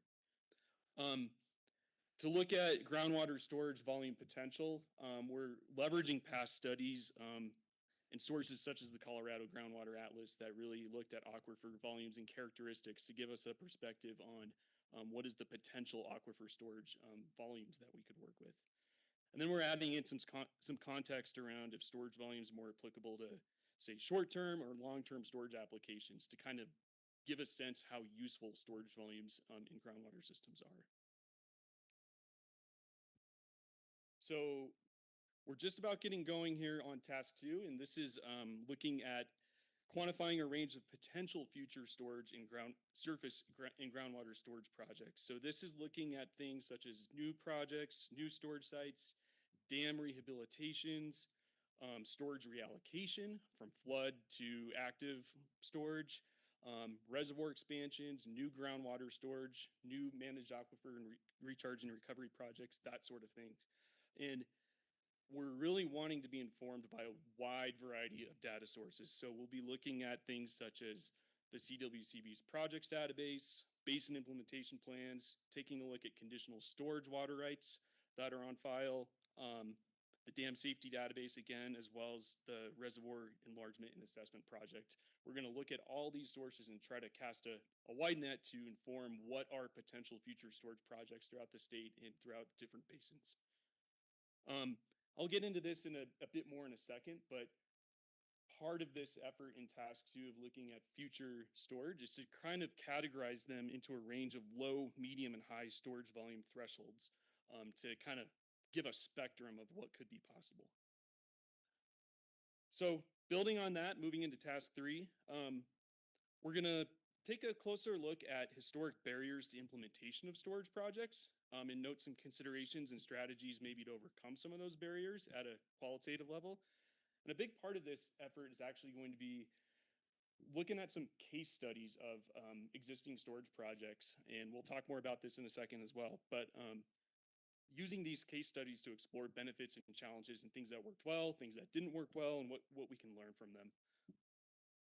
And in task 4, we're going to stitch it all together and provide some, recommendations, what could be done for future storage projects, look at factors such as environmental, political, technical considerations, and wrap that all up into a final report. So I'm going to get a bit more into a couple topics. Specifically, one thing I really want to note is as part of this study, we're going to be layering in the concept of nature-based solutions. And I thought the video about Stronto Springs Reservoir sediment management really kind of set the stage for that pretty well. There's a lot of definitions out there in a lot of ways that people think about nature-based solutions, process-based restoration, things like that.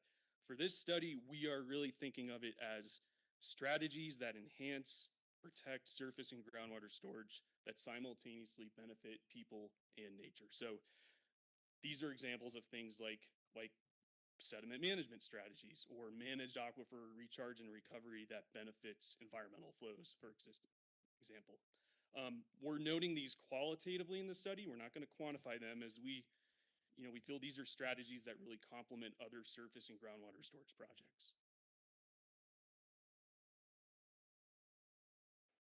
Okay, one other thing, I mentioned this a few minutes ago when talking about task 2, but when we're thinking of future storage projects and how we quantify them, we're really trying to provide some context around this and put them into bins of development thresholds. And so this is really thresholds that are informed based on a spectrum of permitting and regulatory complexity, as well as level of project definition, and knowing that this is a high level look, so not everything perfectly fits into a category, but we're trying to provide some structure around this.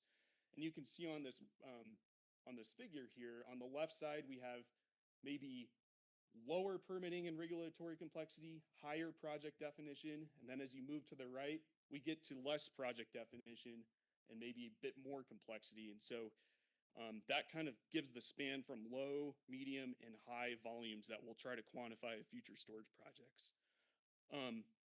On the low end, we're looking at, some low-hanging fruit. So these would be like projects at existing storage sites where we can do things like storage reallocation, storage expansion, rehabilitation to gain some additional storage volume.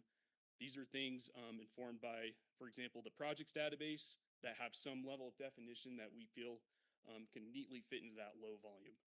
Kind of moving over to medium, we're going to layer on things like resolution of storage fill restrictions, new off-channel storage projects, new groundwater storage projects, and then on the high end, so these are things with less definition, maybe more complexity, maybe more uncertainty. These would be projects that we're going to layer on like on-channel surface water storage, conditional storage rights, for instance, or additional storage reallocation potential from flood to active storage. So at the end of this, we're going to kind of have some brackets of, what could be possible. We're not going to say anything about, the likelihood of any particular project, but it's trying to provide some perspective of different ranges of storage volumes in the future. Okay, and the last thing here that I want to mention, I know this is a busy table, but I'm going to just briefly walk through it and kind of give some of the key takeaways. I mentioned this for task 3. One of our efforts of trying to qualify opportunities, barriers, and challenges is to really go through a series of case studies that highlight projects that we think are good examples of a wide variety of different kinds of storage projects. And so we didn't pick all these projects out of the hat. We worked closely with CWCB staff to identify a range of projects that kind of hit different criteria, different use types, different project components, also a wide variety of geographic distribution throughout the state, as well as projects the CWCB has been involved in funding. So I'm going to quickly walk down this list, kind of just know what the projects are and why they're on the list.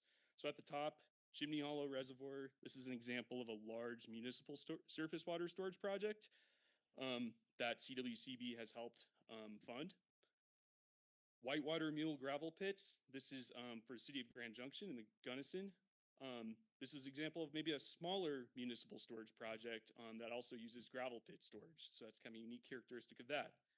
The next project, Chatfield Reservoir Reallocation. So this is a storage reallocation project to gain additional volume of storage that incorporates some nature-based solutions that we'll highlight too. Sheriff Reservoir Rehabilitation, not too far from where we are right today.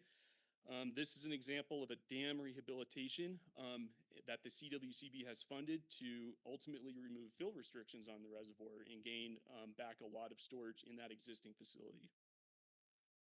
Dweese Reservoir down in the Arkansas outside Westcliff.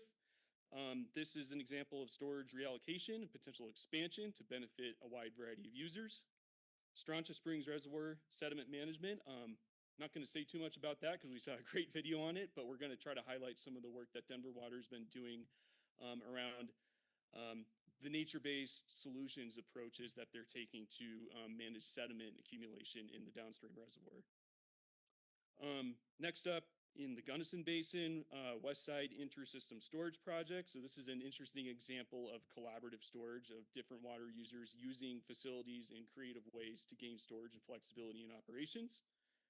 And these last 3 are 3 different kinds of managed aquifer recharge and recovery groundwater projects. So we want to touch on the work in the Denver metro area that Highlands Ranch Water has been doing. They're a big user of municipal managed aquifer recharge.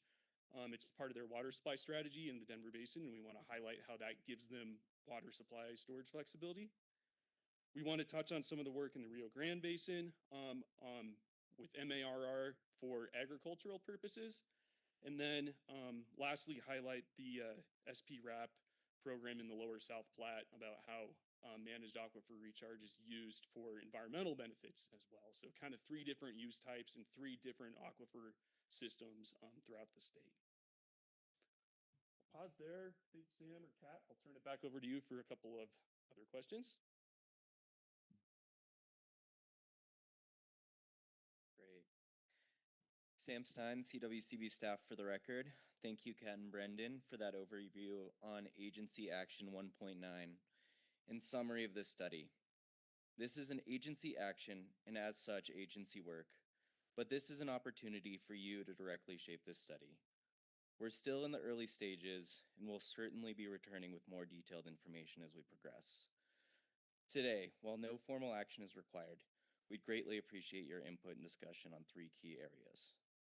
Our first area in which we'd welcome your feedback is on the case studies that Brendan just presented. Our goal is to showcase 10 regionally diverse examples that represent various storage types, demonstrate both opportunities and challenges, and reflect real-world experiences from local governments and communities in permitting and negotiating these projects. The examples we're proposing also underscore the significant impact of CWCB's funding programs. Our key question for you in this area is, do these case studies highlight appropriate examples of storage types in Colorado? So with that, Madam Chair, directors would open it up for any questions or comments in this space. Directors, your thought? Director Combs? So on the case study there for the Rio Grande, we just got a water plan grant to do a study on that for the Caneos Water Conservancy District for a confined aquifer recharge and recovery. So on a deal like that, I guess in particular, if we're looking at that study to help infiltrate, we could use a little guidance. We're thinking of doing this as the standard study, turn in the final report and using it for us. What kind of clarifications of data would you like that could help? Or will just the standard application and return of a final report give you the data you need to fill out this study? Yeah, Director Combs, that's a great question. I think just all this standard data will help. Mostly these case studies are going to be used in a more narrative sense to demonstrate, excellent, great projects that are being done, and in this case also funded by the CWCB. So I don't really believe any additional data would be needed, just what's coming into us through the data sheets that are naturally coming in through the board memos and things of that nature. Director Johnson? Great. Just first of all, I want to say thank you. I think this is a great project. Very excited about the data. I think to key off of, discussing the data, and maybe I'm kind of leading this, you're going to get there, but just hoping that this data can be parsed out at the basin level, kind of prepackaged for the basin plan updates. Obviously, a lot of great work will be done here. So I'm super excited about that aspect of it. Of course, selfishly, your example with Strancha, for metro area, that certainly fits, obviously, with the video I just showed. And so I think probably a better project to highlight than a certain other one I mentioned previously. So I can confirm that. Perfect. Director Vasquez? Yeah, we heard that this study is also going to be looking at reducing evaporative losses. And I'm wondering whether you're keying into the study that was done about floating voltaics or solar panels that have a co-benefit of reducing evaporation from storage. Director Vasquez, it's a great question. I might bring up our contractor as some of the more technical questions he'll be able to better answer. Great. And if not, can you thread that in as a consideration? Yeah, I think that's a kind of what we're thinking. We're still outlining exactly how we're going to approach task 2 and task 3, strategies and ways that we can enhance storage. And so I think that's something we're definitely considering of layering in and noting some of the benefits and maybe some examples of where that's been done. So yeah, we'll make a note of that. Director Johnson? Sorry, just a quick comment. I will say, stay tuned. We do have a project coming. It's actually called photovoltaics. I don't know if that's trademarked, but it's for the Con Mutual. You just did. Not by me. That was the name of their project, and it will be coming before the board. It's a water Yeah, it started in Japan, and there is a report several years old that was done by a contractor, I think for the state energy office, that looked at all the water bodies and their suitability for floating voltaics in terms of transmission line and lack of conflict with other uses. So that's a great starting point for your consideration. Great, appreciate that comment. Director Combs?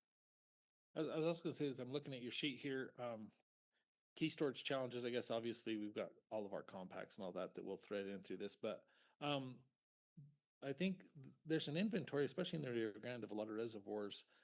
So our compact is very specific with pre and post compact facilities.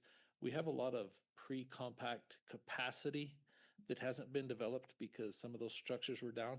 I think an inventory of some of those opportunities might be helpful to find out where is there a capacity that we're not maximizing in the several basins. Even as it's allowed by compacts and other restrictions, there may be some other opportunities there to list. Definitely. Yeah, appreciate that comment, Director Combs. Definitely will note that. Director Camden? Yeah, so I had a conversation with Greg Peterson with Colorado Ag Water Alliance, and they're doing several of these deals. I think one in South Route, the South Route Reservoir Rehabilitation is the name of that project, and I think there's several dams that are involved in that.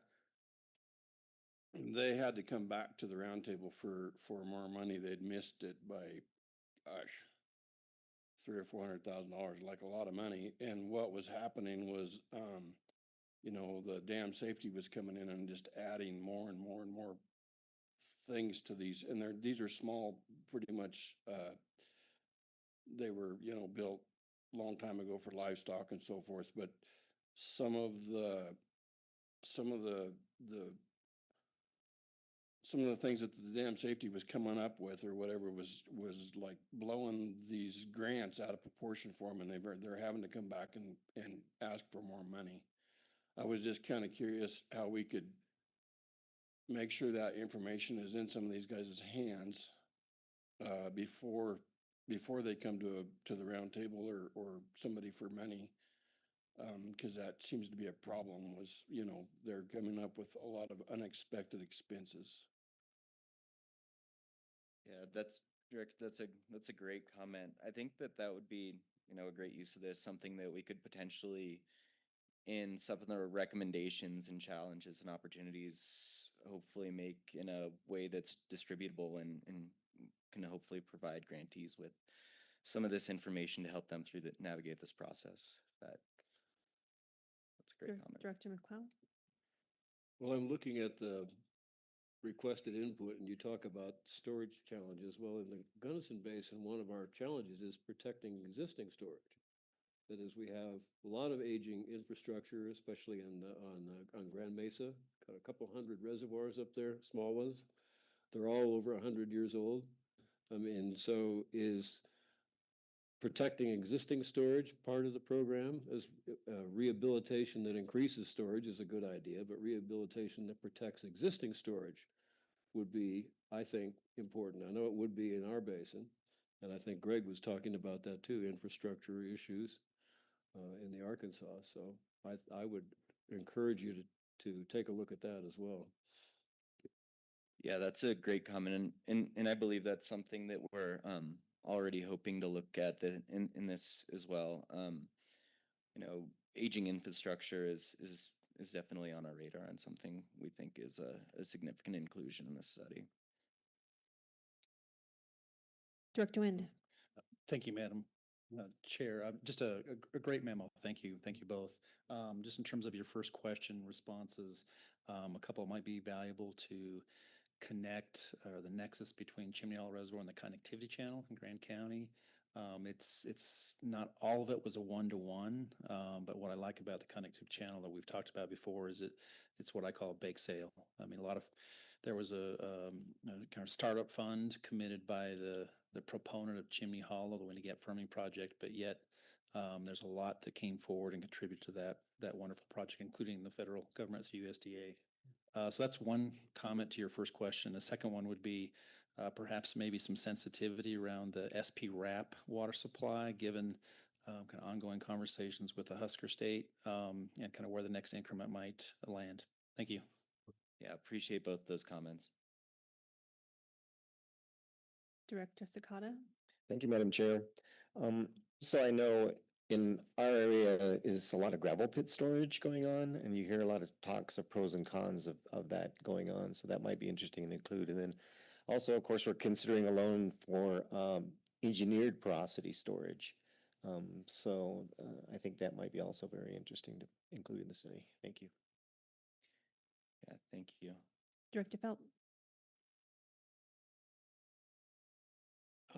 Couple thoughts in our basin, and Jason, you might be able to update this figure, but at one point, our division engineer was, we have a lot of ponds that we call them illegal ponds. They were filled or are filled out of priority, and they evaporate out of priority. At one point, Rachel Zancanella was saying we have about 10,000 illegal ponds in the Arkansas Basin. I don't know. I can't count that high. I will neither confirm nor deny the number. There are a large number of ponds that may or may not have legal authorization to evaporate water in the Arkansas that we are inventorying and working on. So let's just call it a bunch. We got a bunch. And, you know, one thing we've been looking at is, so they're a problem. We're still trying to get our minds around how big a problem, but it's a significant issue. But it also, there's maybe some opportunity embedded in that in terms of trying to find ways to enroll some of these where possible as legal storage and kind of bring them into maybe augmentation plans and finding ways to actually, you know, expand storage, especially on tributaries that are really tight. That's an opportunity potentially. So I think that might be something to look at. And then the other thing that strikes me, just in addition to alluvial storage, in other words, you know, designed and implemented projects, is just the overall reliance on groundwater. And there's not a lot of recharge, of intentional recharge. There's obviously, it's mostly natural. But I continue to believe that we really, you know, we just, you can't see it. And we just don't have the grasp on that we do on surface storage. And as you've pointed out, and we all know, I mean, there's a lot of really helpful elements to storing water underground. But I think it'd be something to look at too. There's probably data available that could help inform this. I know there is, but sort of like maybe the basin by basin groundwater balance or diet kind of thing. Because I think that might shine a light on the fact that we are deficit spending in many cases, and may make the understanding of the problem worse, but it's an important reality. So think about that too. Appreciate that comment, Director Felt. I know that's something that we're looking at in this study now, and is a big improvement from the previous storage study that was done. Is there's a lot more work in this one looking at groundwater. So I think that'll be a really important inclusion in this. Yeah, in the interest of time, I think we've also started to touch on this, but the next question we wanted to turn to is in the challenges and opportunities in developing water storage space, the topic that Brendan introduced in Task 3. This task will examine historical, technical, environmental, political, and economic barriers to developing water storage in Colorado. Crucially, we'll be focusing on effective strategies to overcome these challenges. This includes finding the right balance between conservation opportunities and storage needs, addressing regulatory and permitting hurdles, mitigating environmental impacts, and exploring multi-benefit utilization of reservoirs. I know we've already touched on this a little bit, but considering this scope, are there specific key storage challenges and/or opportunities you would like us to highlight in this study? Director Wind? Thank you. Just a quick laundry list. I don't think they deserve a lot of explaining, but I look forward to just your reaction. Kind of one really simple is just the cost of construction. I mean, I'm going to sound like I'm whining. It's just a reality. Projects we're involved with are 3 times the price tag that they were just 10 or 12 years ago, and for lots of different reasons. So it's just a reality. There's you know, as projects advance, often there's mitigation, then the conversation reaches into enhancement.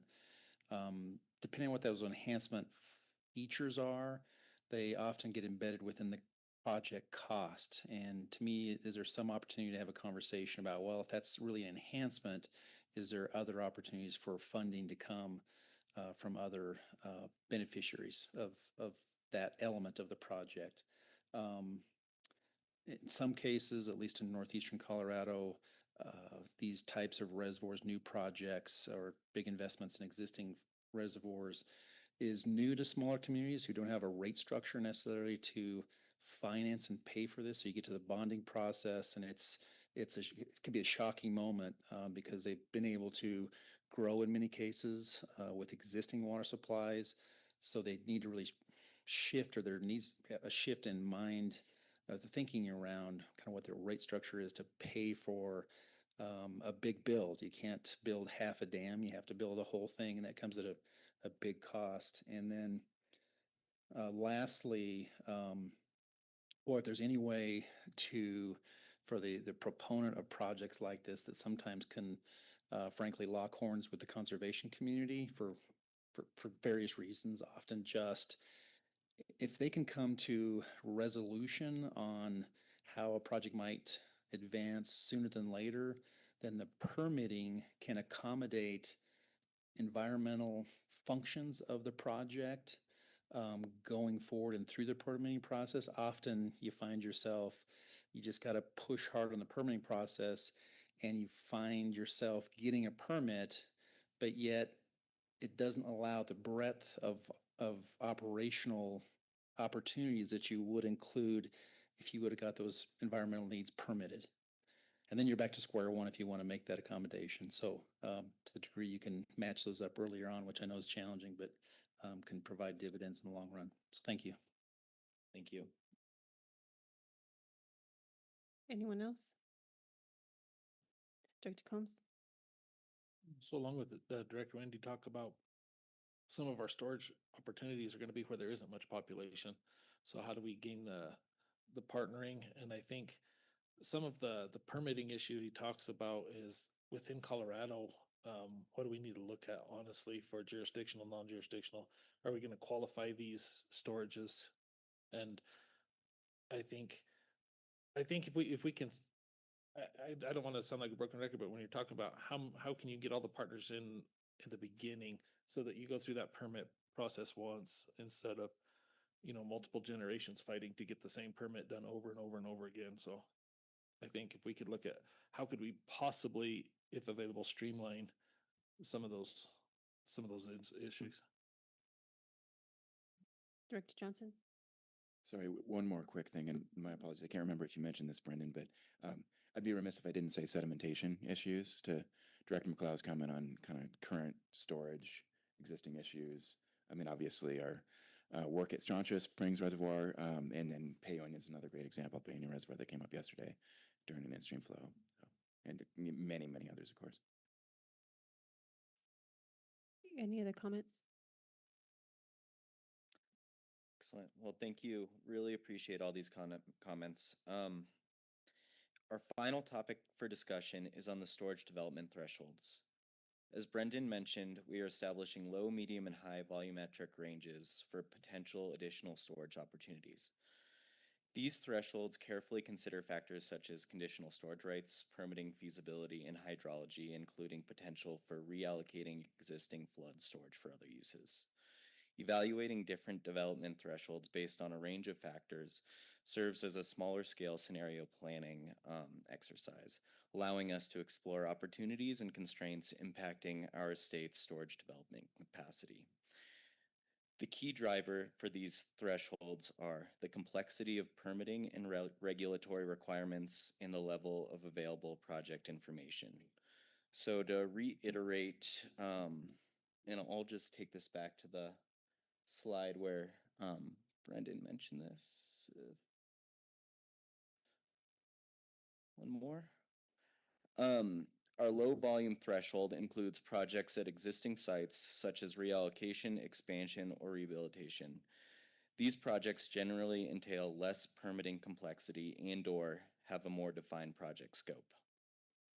In our medium volume threshold, in addition to everything contained with the low volume threshold, our medium volume threshold includes resolving fill restrictions on existing sites, developing off-channel surface projects, and initiating new groundwater storage projects. These projects represent a moderate increase in complexity and/or a decrease in project definition. For our high volume threshold, in addition to everything contained in the low and medium volume thresholds, our high volume threshold also encompasses on-channel surface projects, other conditional surface storage rights, and additional potential reallocation. These projects generally represent the greatest permitting and regulatory complexity and/or the lowest initial level of project definition.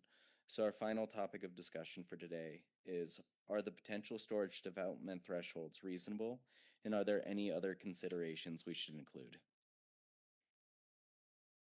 Director Combs? So looking at what we're talking about with what Director Felt brought up and Director Vasquez with the number of reservoirs, is there a potential for the inverse of death by 1,000 cuts? We all think of a reservoir and it's this huge footprint with this overwhelming need for a large water volume. Are there potentials where we can accomplish it with smaller footprints in more usable areas that could, solve very specific small problems in small areas rather than these huge projects?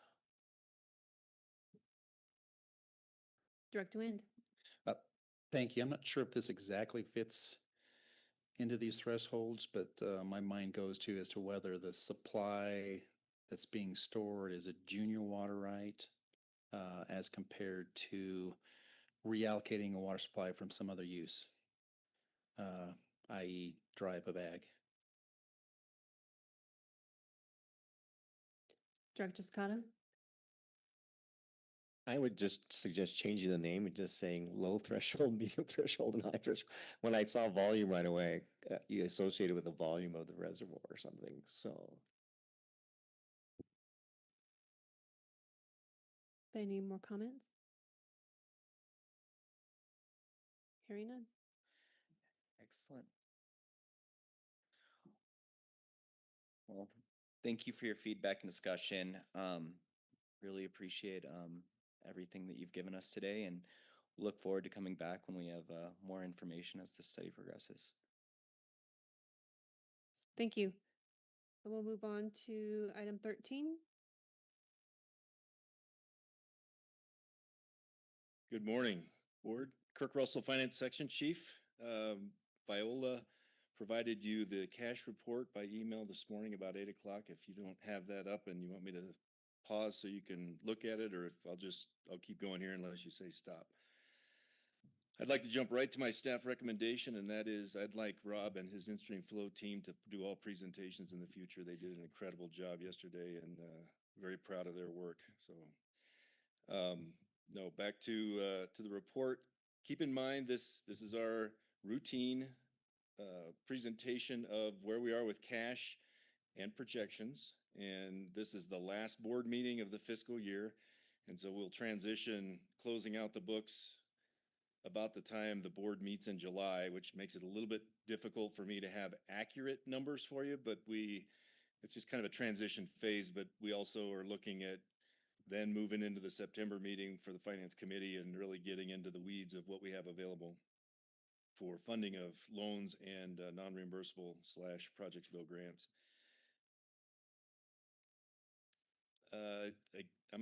There's not a lot of things that have changed or any surprises in here. Sometimes I like to highlight some of the bits and pieces that you might have an interest in. Bottom line is we did, if the board approves the following loans, will be about $65 million in new loans out of the two funds. Over the last few years, because of the way severance tax money is coming in, we've primarily focused most of our loans out of that, and we do about $5 to $10 million out of the construction fund, but most of the loan load is coming out of severance tax. Speaking of severance tax, I'm pretty sure the board was aware how severance tax projections went from a great year to absolutely nothing in revenue, and so you see a zero on the severance tax page. That's still the projection, and that's still our expectation. A reminder that I don't rely on that money. I look at a 10-year average, and unfortunately, it was such a large decline. We went from our normal average type of revenue in that to zero. And when I slide my 10-year sliding scale, 10 years ago, we had like a 70-year big one. So my average went from about 38 million down to 33 million. So it's way in the weeds. Just be aware, we're doing good. We've got still have good money. My projections out the next couple years with all of taking into account all the projections, and in particular the severance tax projections that still indicate about a $50 million revenue in the next couple of years. I believe we'll be able to do about $100 million in new loans without compromising any previous approved loans. So again, $100 million is a good year available for financing. And we do have, there's some big projects out there that would like a significant amount of that. I always, in May, I've been asked to provide an update on where we are with projections for next year's projects bill. And as was indicated, Director Riss did an incredible job getting the projects bill through the legislature this year. So we're looking at September's meeting and the application phase coming up here. And because of that decline in average revenues from severance tax, we're really looking at about $20 million available that would take care of all the non-loan items in next year's projects bill. With that said, we have about $6 million worth of items that you see every year in there, and I kind of pull those off to the side, assuming they're a priority for future years like they have been in the past. So that provides about $14 million for non-reimbursable type projects that staff will be applying for. As you see year after year, there's some internal stuff that we have project-wise, but then there's also opportunities for outside applicants for the projects bill grants. And that number again was about 14 million available. All right, with that, I think that's all of this item. I'd be happy to answer any questions. Any questions? No questions. All right, I get the next item too, Madam Chair. Shall I move right in? Please. Thank you. Kirk Russell, Finance Section Chief. These, I don't typically present loans. This one, because I've been so involved with Central Colorado Water Conservancy District over the years on this Chatfield Reservoir project. And just a quick reminder, at the last board meeting, I presented a recommendation to sell shares of Chatfield Reservoir to, and at the time we were talking about selling it to the Groundwater Management Subdistrict, acting by and through its enterprise, which is part of Central Water Conservancy District. Long name, a lot of details. Subsequent to my presentation to you, through some interactions with the Chatfield Mitigation Company, which handles the stock of this, there were just some details that it turns out it's better for the parent company, the Central Colorado Water Conservancy District, to take on the loan, buying the shares, and keeping it at the parent level, and then they work with their sub-district on distribution of that water. So in the recommendation, when I get to the end of this, you'll see how I had to make a little tweak to the last time I presented. I should have learned how to use this advancer. Details, the project name, and you'll see me or hear me use the word unit and shares interchangeably, maybe even acre feet. Those are all representing the same thing. They represent airspace in the Chatfield Reservoir. This is not water. This is storage space in Chatfield. And again, the borrower is Central Colorado Water Conservancy District. Randy Ray, the executive director of the district, should be online. I know he's been in 2 other meetings this morning, and I believe he's available for questions at the end. The loan amount is about $8.65 million, and it'll be a 30-year loan at 2.1%. The interest rate that we're assigning this loan, they came in last board meeting in March, and just thinking of the flow of things, I said, I think we're better off getting approval of the sale first, getting through some details, and then doing the loan in May. Randy agreed with that, but the rates have gone up, and I wanted to honor his application date. They came in. It was our choice to push it out to May, just kind of because of the way we process things. So we are providing the 2.1 interest rate for 30 years, agricultural rate. Brief information about why the district needs the project, why they're a participant, and they're currently a unit or share holder in the company of Chatfield Reservoir. They are doing this to support augmentation plans of their sub-districts to replace out of priority well depletions. I'm sure many of you are aware of how large the Central District's coverage is up there for their augmentation plans. It's 100 miles of the South Platte River plus some drainages into the South Platte. The reallocation space is able to provide water to all of their reaches, as opposed to having reservoirs at the lower end that only can service part of it. So makes Chatfield Reservoir important to the district. And like many augmentation plans, they go through a quota process, and they've been around 50 to 70% quota over the last years. This helps them get that number up higher. They continue to work on their goal of getting 100% quotas in years. So the district also is a relatively senior water right that they are able to use in this reservoir, which makes this project advantageous for them to buy some additional shares from us. A picture of the reservoir. I think you guys are all very familiar with Chatfield, but the breakdown in the cost of the construction, and it's always important when Director Riss was on the board of the Chatfield Mitigation Company, and even prior to that, I think Becky Mitchell was part of this effort.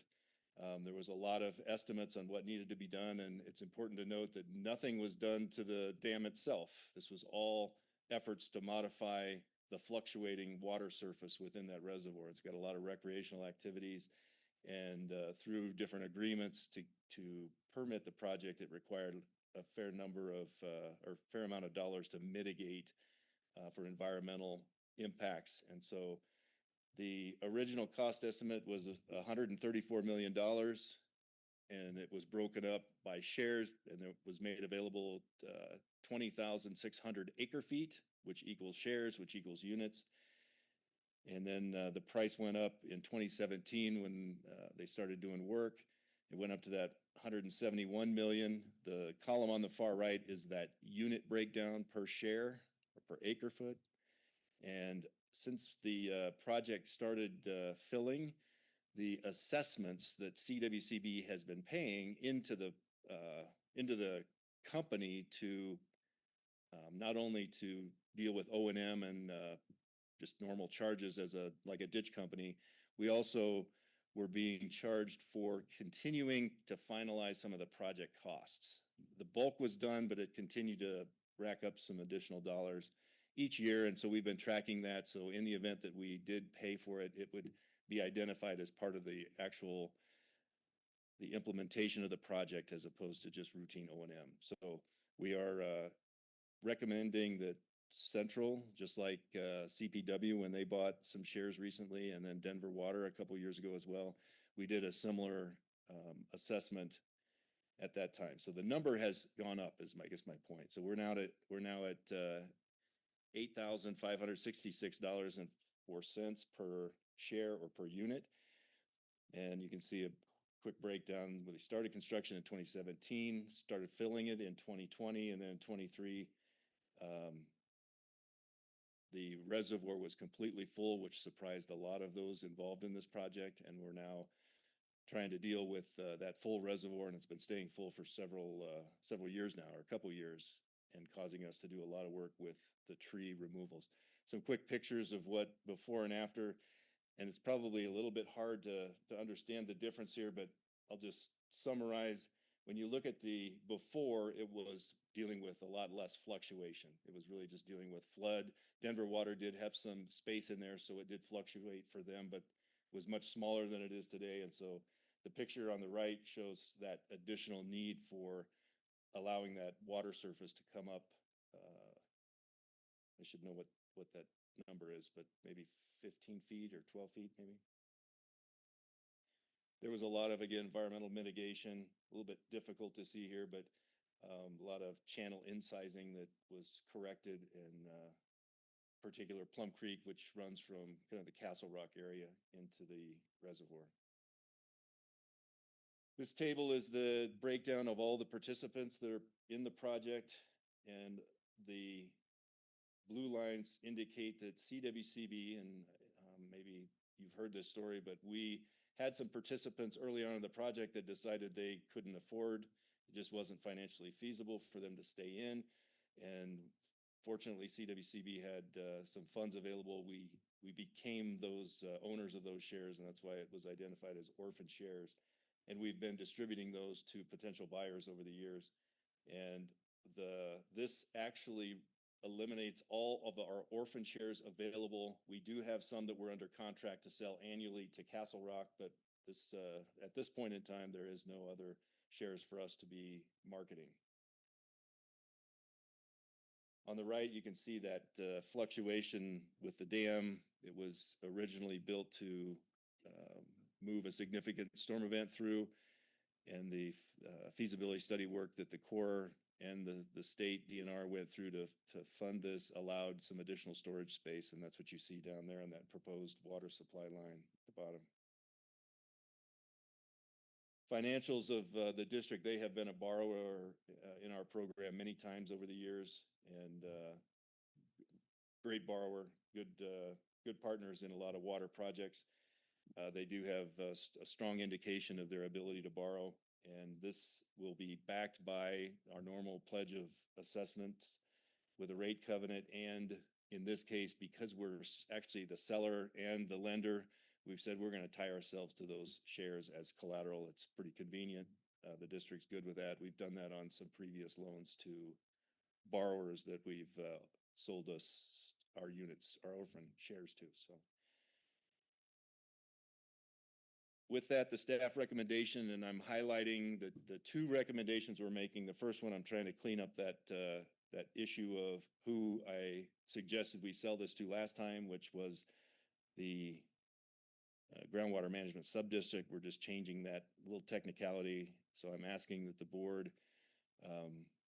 in this motion to approve that modifications to agenda item 23 at last board meeting, and then also the new loan to the district. And with that, I take questions, and Randy Ray is probably available as well. Director Vasquez. Thanks, Kirk. We had this discussion when you presented before. We are both the seller and the bank, right? Providing a loan so that the buyer can buy it from us. It seems so strange.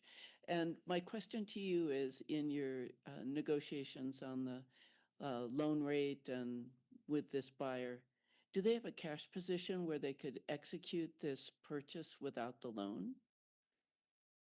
Yes. They manage their funds for the benefit of some other things. Very, very complicated books, especially with all the sub-districts. If I understand your question correctly, could they buy it without borrowing money? Is that the... and it was a decision they're making, and it's not unusual for folks, especially in the agricultural district space, to say this 2.1% interest rate looks good, might look better than leaving their cash, just leaving their cash in the bank and making 3.5% or whatever that might be.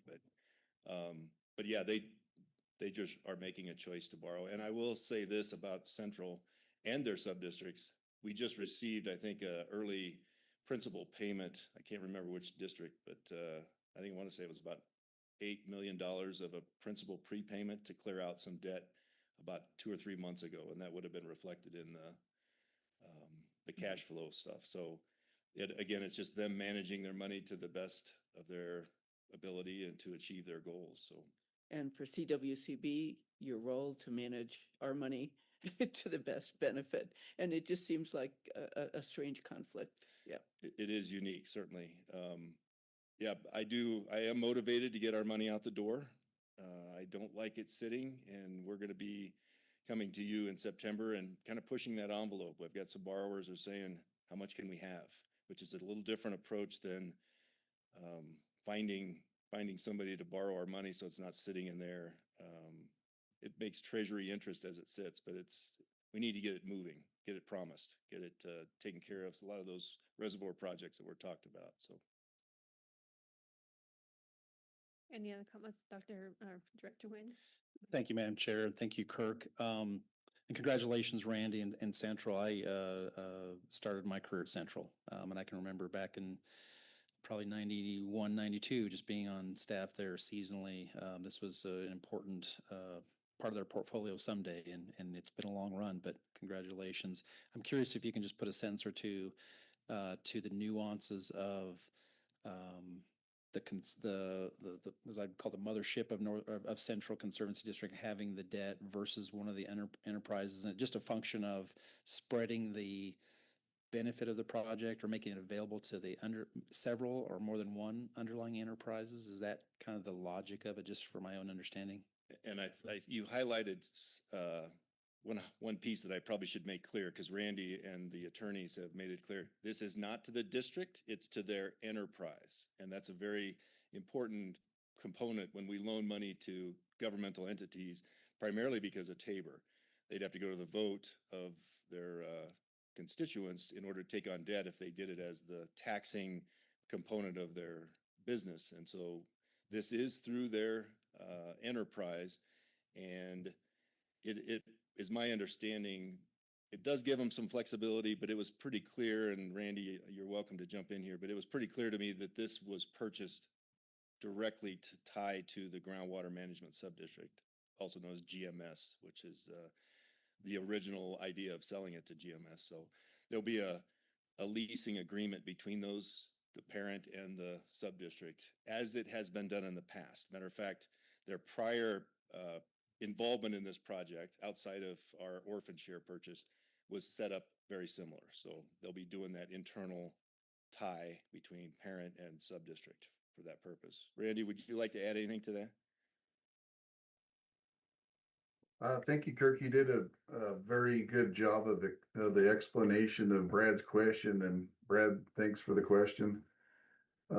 There is a existing agreement between the district and the two sub-districts to receive the water stored in Chatfield Reservoir for the benefit of their augmentation plans.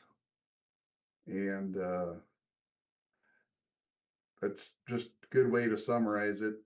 Kirk also mentioned that it would require a vote of the public to create more debt authority. Central sold $174 million worth of bonds and loans through CWCB. We're kind of at the end of that process without going to the voters again. So we could not, as to the prior question, we do not have 8.6 million handy as cash. So we do need the loan.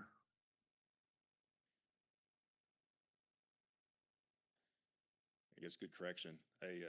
When we look at books, it's kind of tough to see what is restricted access to when it comes to some of the cash. So appreciate that clarification, Randy. Is there any more comments or questions? Okay, and this does require a vote from our board. So I'll entertain a motion. Okay, motion made by Director Camblin. Do I hear a second? Director Wind? Okay, motion made in second. All those in favor say aye. Those opposed? Those abstaining? Director Vasquez is abstaining from the vote. Motion passes. Thank you. Thank you. Thank you, CWCB, for the continued collaboration. I appreciate it.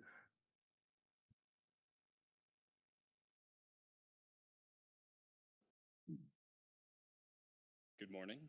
For the record, my name is Zachary Salin with CWCB staff. This is agenda item 14B, a water project loan request for the Juergens Reservoir construction project from the Lower Latham Reservoir Company in Weld County. The Juergens Reservoir construction project would develop approximately 2,665 acre-feet of porosity storage for augmentation use. The Lower Latham Reservoir Company is seeking a loan of $9,999,000 from the Severance Tax Perpetual Base Fund. The terms for this loan will be 30 years at an interest rate of 2.20%. In reviewing this project and preparing the memo, I've worked with Doug Seeley of NOCO Engineering and Theodore Buderis, the president of the Lower Latham Reservoir Company. You can see the project site shown here with the planned construction of the project. So porosity storage works by storing water in the pore space of gravelly or sandy soils. This is sometimes also referred to as alluvial or in situ storage. A bentonite slurry wall around the exterior, or potentially subdividing the storage, limits the migration of the water outside of that storage area. Water is added into the storage via the recharge basins shown on the figure. Those allow the water to percolate down into the storage pool, and then water may be withdrawn from the storage via well pumping. This Jurgens Reservoir construction project would create 2,665 acre-feet of storage with the option to install a slurry cutoff wall, as shown here, that subdivides the project into 2 separate cells. The project also includes several recharge basins that deliver that water, the wells to withdraw the stored augmentation water, and then measurement flumes that record the inputs and outputs from the recharge basins and the wells. This project site is located such that diversions into the porosity storage may be accomplished either by direct delivery from the plumb ditch via gravity flow or pumping from the drain ditch located on the Jurgens farm. The stored water can be pumped out for augmentation uses and delivered directly via those same ditches or directly into the South Platte River, which adjoins the project site. Construction of this project is already underway. The slurry wall construction work is expected to be complete by the end of fall 2025, and ancillary facilities are planned to be completed by the end of 2027. So here are the project financials. The total project cost is $19,967,000. The total loan amount that we are requesting today is $9,999,000, inclusive of the 1% service fee. And the loan terms will be 30 years at 2.25%. Our financial ratios indicate that the Lower Latham Reservoir Company is a strong borrower. They have significant cash reserves and are able to self-fund the remainder of the project if the project's bill loan inclusion is not approved. The Lower Latham Reservoir Company is also applying for a $3 million water plan grant for this project, which this board will likely hear in July 2025. The Lower Latham Reservoir Company has 3 existing loans with CWCB, all of which are in repayment and are in good standing. Thus, we have confidence that this borrower understands our requirements.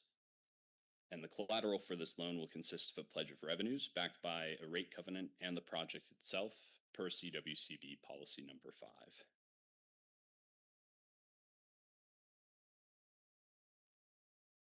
Finally, here is the staff recommendation as it appears in your memo.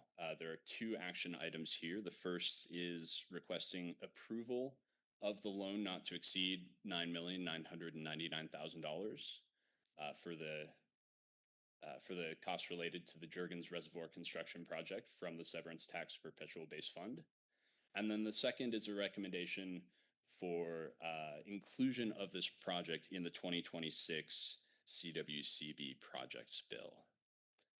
And as I end, I just wanted to mention something that Director Combs had said, which is we need more storage projects that solve small problems in local areas. And I think I'm paraphrasing a little bit, but I think one of the things that I like about this project is it enables exactly that thing. This is not a huge reservoir construction project. This is a small, in situ and porosity storage project that allows the Lower Latham Company to directly respond to the augmentation needs of their customers. If this board has any questions, I'm happy to answer them. I believe we also have Doug Seeley from NOCO Engineering, who is present online to voice his support for this project, his appreciation for the funding opportunities this board provides, and to help answer any questions. I do have one question. Yeah. You had mentioned the interest rate was 2.25%, but on the sites it's 2.20%. I'm sorry, it is 2.20. That is my mistake. All right, thank you. Are there any other questions? Director Wind? Thank you, Madam Chair. I'm curious, could you describe the uses of the augmentation supply and kind of link to that? What's the breakdown in municipal interest in the company versus ag interest? Yes, absolutely. So when we calculated the interest rate, it was, I believe, almost entirely agricultural. There is one small municipal interest, and the exact amount escapes me, but I believe, as explained on the data sheet, it was 99% agricultural interest, and I believe approximately 1% municipal. The augmentation water is delivered to replace well depletions and to supply other areas where they have augmentation obligations. And this project allows them to time those flows and deliver them to the places where they're needed at the time when those depletions are needed or need to be replaced.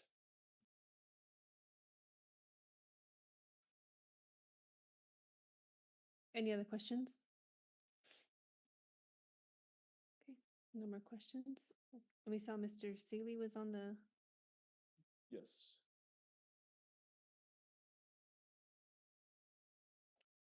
Doug, could you unmute yourself, please? Sure. Was there a question? Did you have anything to add to the explanation of how and when the augmentation flows from this project would be used? A lot of the need for this storage is for timing. You know, the Lower Latham Reservoir Company owns multiple senior direct flow rights that are utilized for augmentation purposes.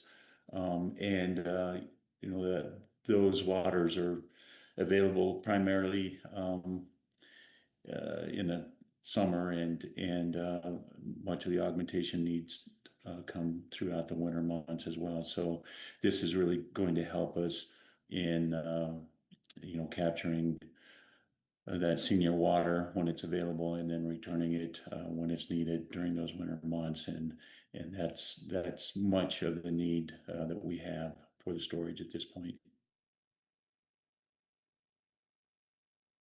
Thank you. Are there any more questions, comments? Okay, you have two recommendations before you. What is your pleasure?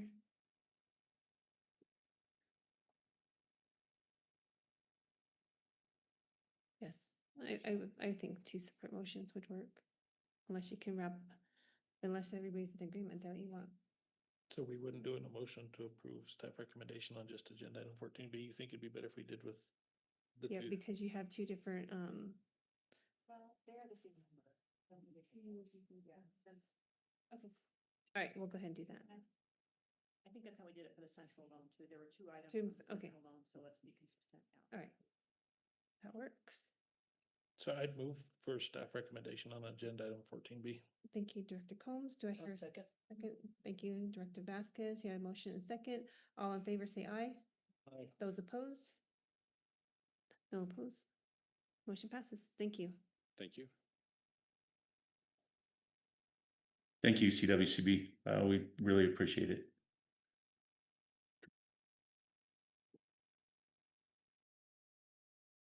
All right, so next I have agenda item 14C, which is a water project loan request for the Little King Ranch Dam Rehabilitation Project. This loan is to Circle C Ranches LLC, located in Grand County. So the Little King the Little King Ranch Dam Rehabilitation Project would rehabilitate the Little King Ranch Dam to enable the utilization of their 1,090 acre-foot storage right at the Kings Reservoir. The borrower is Circle C Ranches LLC, a privately owned ranch management company, and the project is located in Grand County in Division 5. Circle C Ranches is seeking a loan of $9,918,200 from the Severance Tax Perpetual Base Fund. The terms for this loan will be 20 years at a commercial interest rate of 5.25%. This does include a 0.25% reduction for a 20-year loan term, as well as the 0.5% reduction for work at a storage restricted reservoir.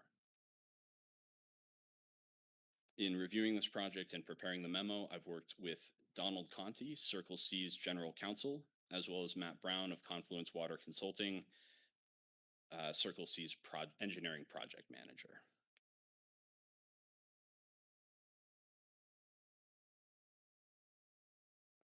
So the project location is shown here, and I've overlaid the dam construction plans with the aerial so that you can see the planned construction and how it would fit within the existing environment.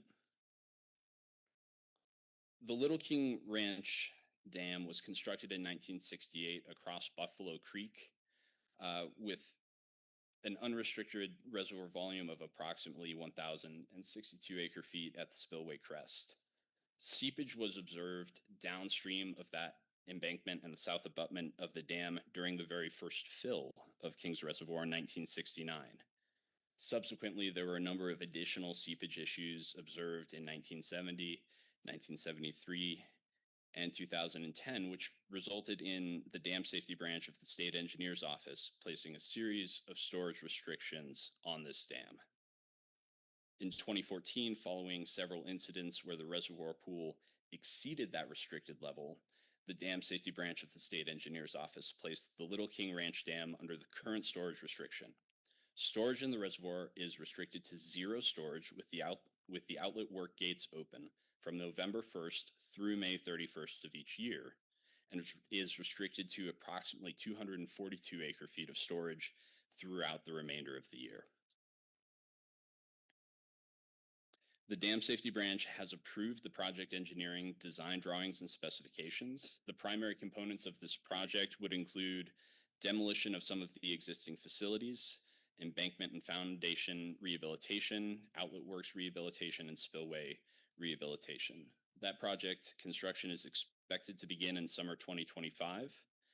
However, due to ongoing permitting issues, I think the construction is expected to take 2 seasons instead of their initially planned 1, with expected completion around winter of 2026.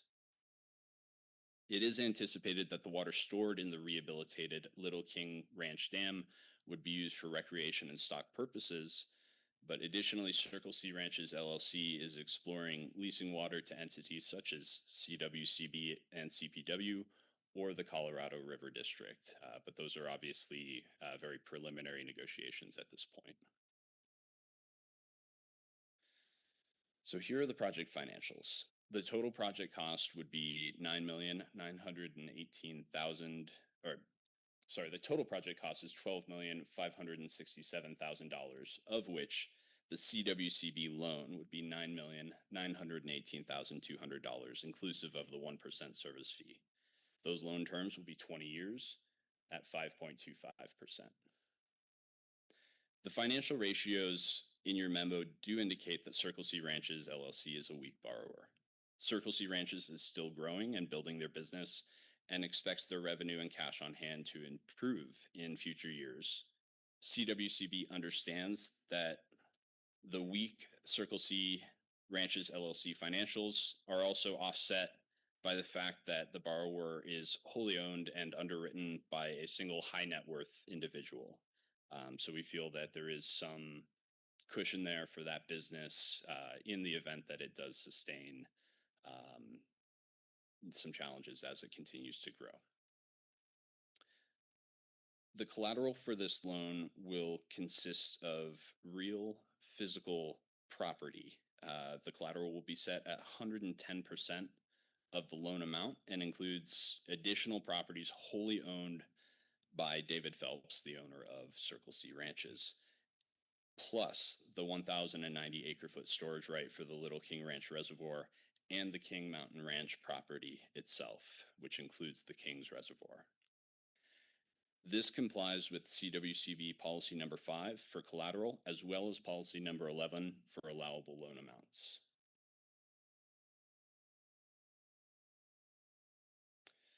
Finally, here's the staff recommendation for the project as stated on the first page of your memo. CWCB staff recommends the board approve agenda item 14C, a loan for up to $9,918,200 related to the Little King Ranch Dam Rehabilitation Project from the Severance Tax Perpetual Base Fund.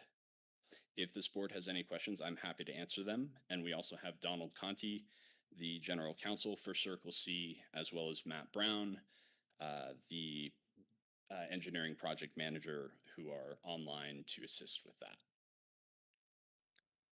Director McLeod? Can you explain the collateral in a little more detail? Yes. Says it will consist of additional property. What are we talking about? Deeds of trust? Yes, so the collateral for this loan would be deeds of trust for properties which are wholly owned by the owner of Circle C, David Phelps. So in this case, that would allow us to have first position to collect those properties in the event that they were not able to fulfill their loan obligations. We do have the option to recollateralize that loan as the borrower pays off their existing loan on the King Mountain Ranch property. But the goal with the collateral here is to provide financial assurance to the state of Colorado that there is marketable, real property that can be held in the event of a default. So those are first lien deeds of trust, right? Correct. Okay, thank you. Director Felton? I kind of had a similar question to Director McLeod, but do we also get a personal guarantee from Mr. Phelps? So that has been offered. I think when we discussed this, I think we preferred to take the hard collateral, but that certainly could be an option. Well, I'm talking in addition. In to addition. specific collateral. That, I mean, in my experience dealing with banks, like that would be totally routine. And when I think about the one problem we've had in recent years, I don't know if that would have helped or not. It could have helped maybe cut through some of the corporate layers and things. So I don't know. It doesn't seem at all unusual that we would add that with somebody who's, you know, just as you described. I mean, sounds like they're doing well, but they're also growing and, you know, stretching maybe a bit here, and seems like a reasonable layer to add. That was offered. I think that's something we can discuss with them, and my understanding is that they would likely be open to that as part of our collateral terms. Director McLeod? So do we make that a condition of our approval of the staff recommendation? That they get the personal guarantee from Mr. Phelps? Is that what you're thinking?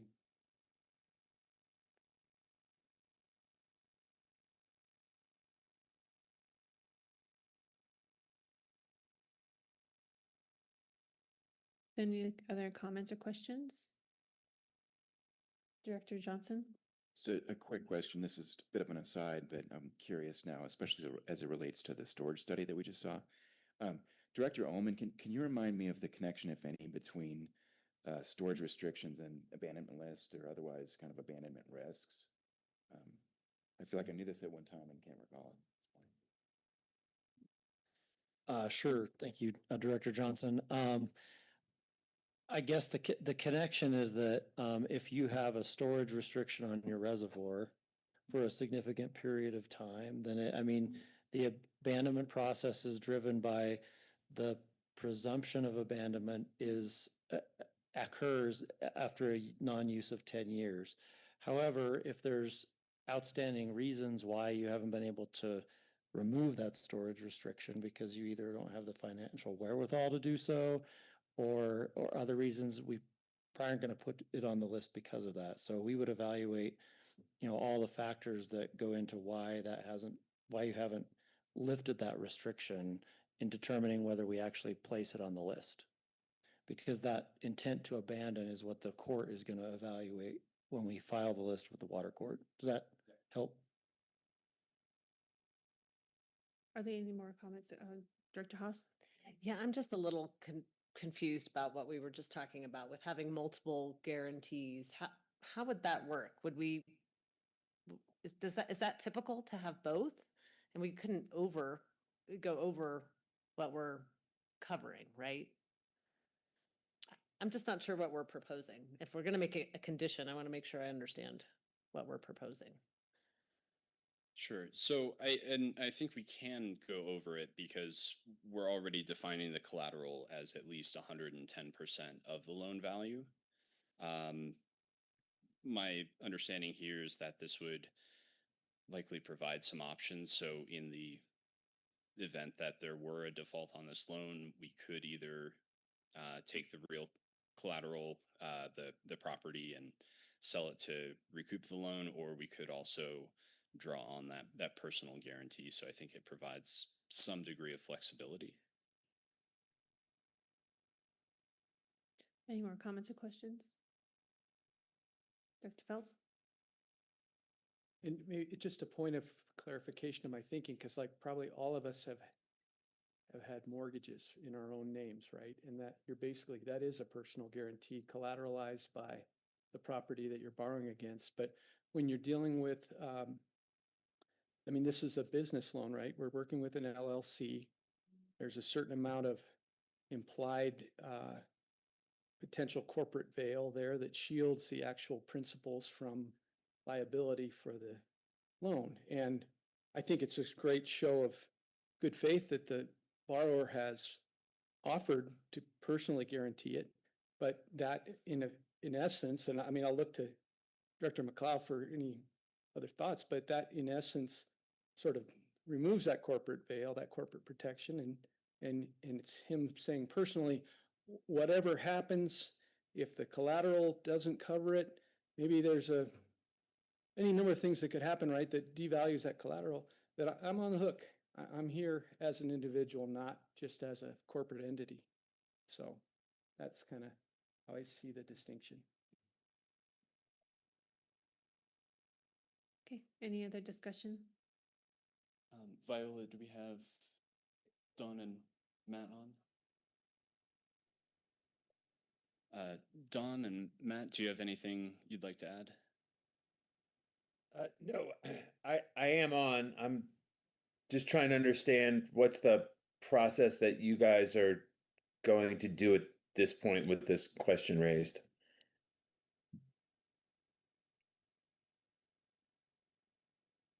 Director Felt? Well, I guess it's not my basin. I would defer to the basin director, but if I was going to make a motion, I would amend the staff recommendation to include personal guarantee from Mr. Phelps as sort of part of the collateralization or guarantee on the loan, and propose that we approve it.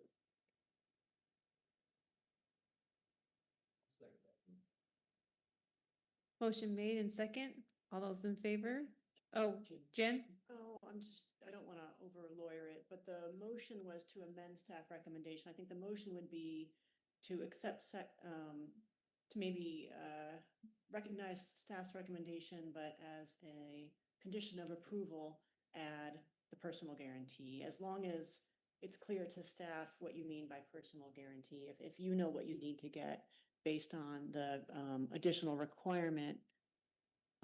And so I think we should, I think that was a clarification to Don's question, and now we should turn it back to Don before we go with the motion. Okay, but we do have a motion and a second on the floor. Sort of, in honesty, all honesty, I was going with John there, but I wasn't making the motion. I was saying what I would make the motion to be, to explain to Don online there to answer his question. So I think you need to amend the motion. So I think withdraw the motion. I think what Director Felt is saying is that there's no motion on the floor. He did not intend to make a motion. So right, I was describing the motion that I would make, but I didn't actually make it. I was trying to answer his question. So if you had any other questions before I actually did it, we could address those. So let's just be clear. Dr. Felt, do you agree that there's no motion on the table? I do. Okay, so there was a second. Is the second withdrawn? Thank you. Okay, thank you. Appreciate the second though.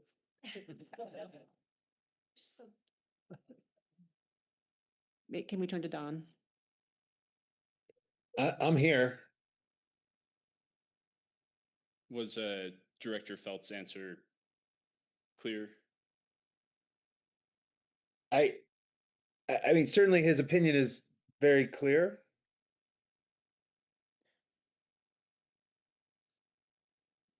Okay. I don't I guess, I think this is back to the board, like, if the board, if everybody agrees with him, then that's the proposal, right?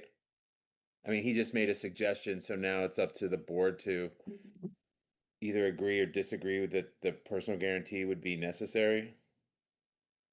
Director Vasquez? Yes, I have a question for you, Don.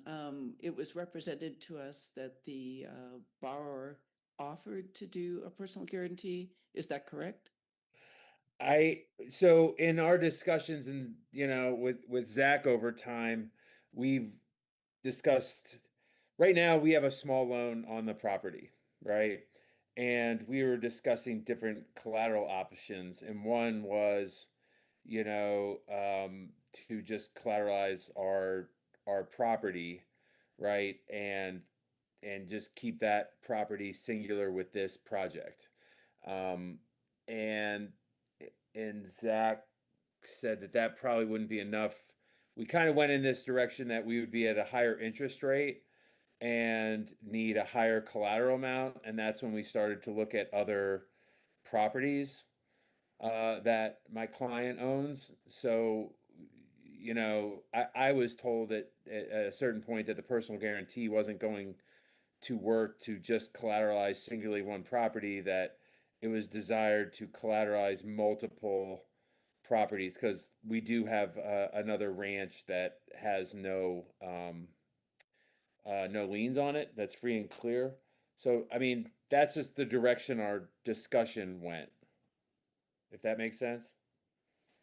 That that it was desired that we have two major properties collateralized in this. All right, but the question remains, was that offered a personal guarantee in your discussions? It was when we were collateralizing one property, but we felt, I think, and this wasn't like I felt, I think through discussions, it was felt amongst everybody that, placing CWCB in a better position collateral wise was more important, and thus, then we had to go through our agreements on our side to agree multiple properties, one of which is a property that doesn't, that won't have this dam on it. It's actually in Elbert County. So I just think it's important for the board, everybody to understand that, like, I mean, I would say, I mean, I know we're saying that we're getting 110% of collateralization, but, value wise, what's being collateralized in first place is drastically, I don't know, drastically, but it's much, much greater than 110%. Does that make sense? I think that's an important point. Like, you're on first position, you'd be in first position on properties that are going to have much greater value than 110% of the loan. Thanks for that.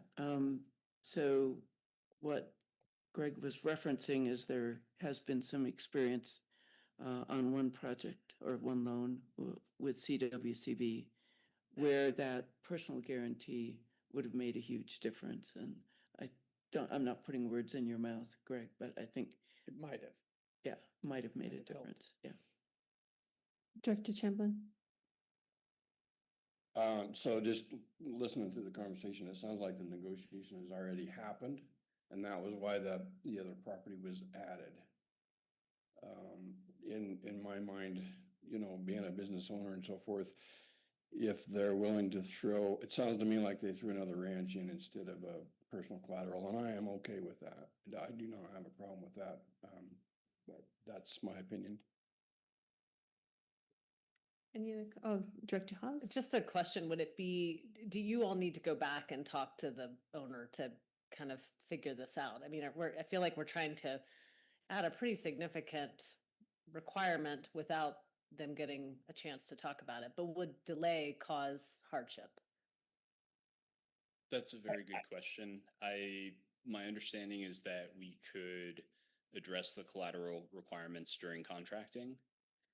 So we could, in theory, if the board approves this loan, proceed and collateralize the loan, whether that's with a personal guarantee, additional properties, or some combination thereof during that contracting phase.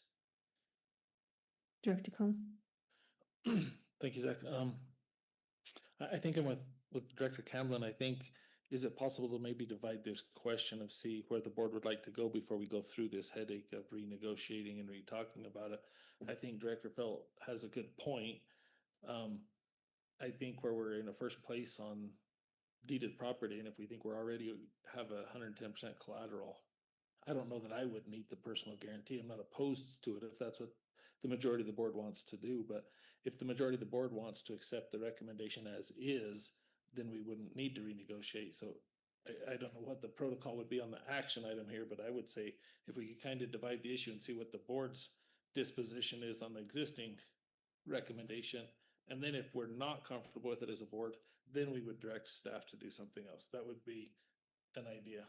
So let's try that. I will move that we accept the staff recommendation as presented. Second. Director Johnson, second. All those in favor say aye. Aye. I think, Aye. wait, do we want discussion on the motion before we Sorry, vote? Okay. yes. Is there any discussion? Director Felt? I just want to clarify that what I was getting at, when you have these LLCs that often are just one person or one couple or something, that it is, I think in my experience, and I've had a fair bit of experience with these myself, it's just pretty customary that you put your own name on the line too. And it's just a show of good faith and belief in yourself, and your intentions are even more clear. I know that, you know, we deal with mostly with entities, often either you know, with a large number of shareholders, or their government or special district type things, and we end up using things for collateral that are pretty tough to actually ever monetize, and they're not liquid at all. But you know, at the same time, the risk is spread across a lot more people, and it's a more stable situation generally. I'm not saying anything about Mr. Phelps at all as an individual. But in situations like this, I just think it's not at all unusual to request that. And so I'm fine with everybody if you want to go forward with it the way it is, and it's probably well collateralized. It's just, it came up as an option along the way. And again, I just don't know why we would leave that on the table when we can get that additional layer. I have a question for staff. Can you remind me, does Circle C Ranches own the collateral site, the Little King Ranch Reservoir and the King Mountain Ranch property? No, so Circle C Ranches LLC is the ranch management company. Each of the properties owned by David Phelps are owned by their own separate LLCs. So I believe the King Mountain Ranch is owned by Circle C King Mountain Ranch, or Circle C Ranches King Mountain Ranch. So they are separate entities. However, those individual entities do wholly own some of the properties that we had discussed using as collateral. Yeah, and I think that's where I started to get, when we first started talking about this loan, whiffs of Two Rivers. I mean, is it Two Rivers LLC? Is it T2 Company? And when we're 15, 20 years down the road, do we know who owns it? Do we know who is in charge of those companies? And the further away we got and the more they had various subsidiaries and name changes, it was harder to figure out how to foreclose on the loan. And then the one instance we had to do it, I'm not saying anything about this particular borrower, but from the Two Rivers experience, when we've got various corporations that we're dealing with, it just gets complicated. I will say, as the company attorney who formed these, and you guys don't know me, but you know, I am putting my license on the line here. These are about as simple as LLCs as there are that own these properties. And the collateralization I mean, in terms of an LLC owning it, these are both single member owned by an individual. These aren't stacked LLCs with different entities and different structures behind them. And I believe Zach has the LLC agreements. Like, they're incredibly simplistic single member LLCs. And so these will be lien free. And that's why we tossed in another whole ranch to provide for more security. You know, upon the recommendation of CWCB, that would be better, you know, better, more clear collateral. I hope that helps. I mean, foreclosing on these with no liens on them or anything in first place on a ranch would be about as straightforward a foreclosure process as there is. Director McLeod? Yeah, But we're not going to foreclose. We're going to pay. I understand Director Belt's concern about layers and shields and veils and so forth, but the collateral that they are offering is a first lien deed of trust on an unencumbered piece of real estate that Don is telling us is worth many more times than 110%. It doesn't matter who owns it. If we have a first lien deed of trust, we go to the county and foreclose it and sell it at public auction. So it won't matter if the title changes 19 times before we foreclose, we still have that first lien. So I think our collateral is good.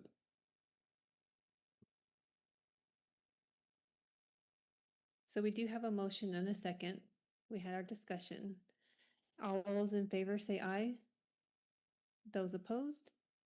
Those abstaining? Director Phelps is abstaining. Motion passes. Thank you. Thank you. And it is about 11:30 and we do have lunch outside, I do believe, and we still have quite a number of items on our agenda. So we can, yeah, we're gonna break for a 45-minute lunch. We'll see you back here at 12 something.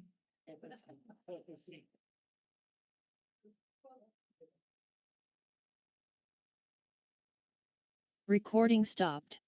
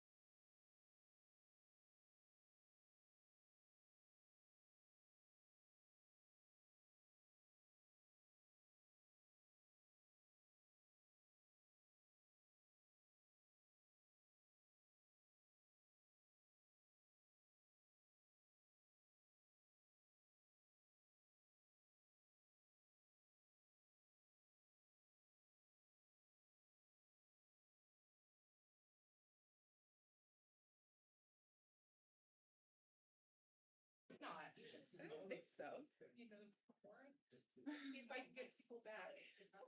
Yeah, I see all. Oh, really? Yeah, because his wife is like one of the heads of a para. Hey. Hey, sorry. Oh, no, okay. No, you get touched.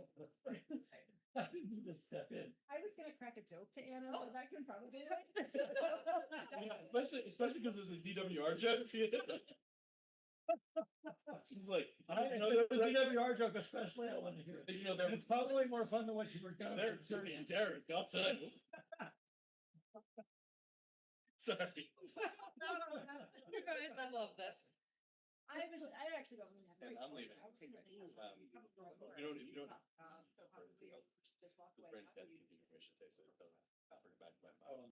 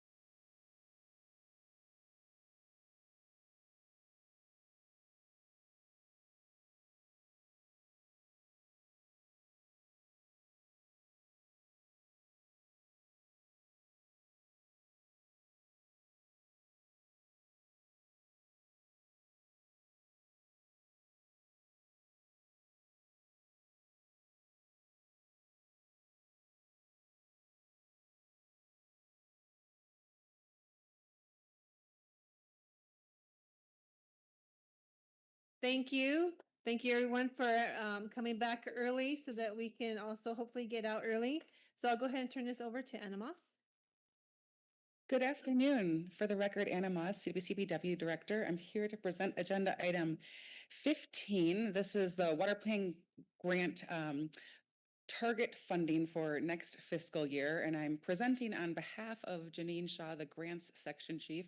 She's on a well-deserved vacation, but if she watches this later, I want to give her a huge thank you. She did all the hard work behind this memo and presentation and a deep dive into all the data. So all of the credit goes to her. I'm just going to say the words out loud. So here we go. So we can get this to work.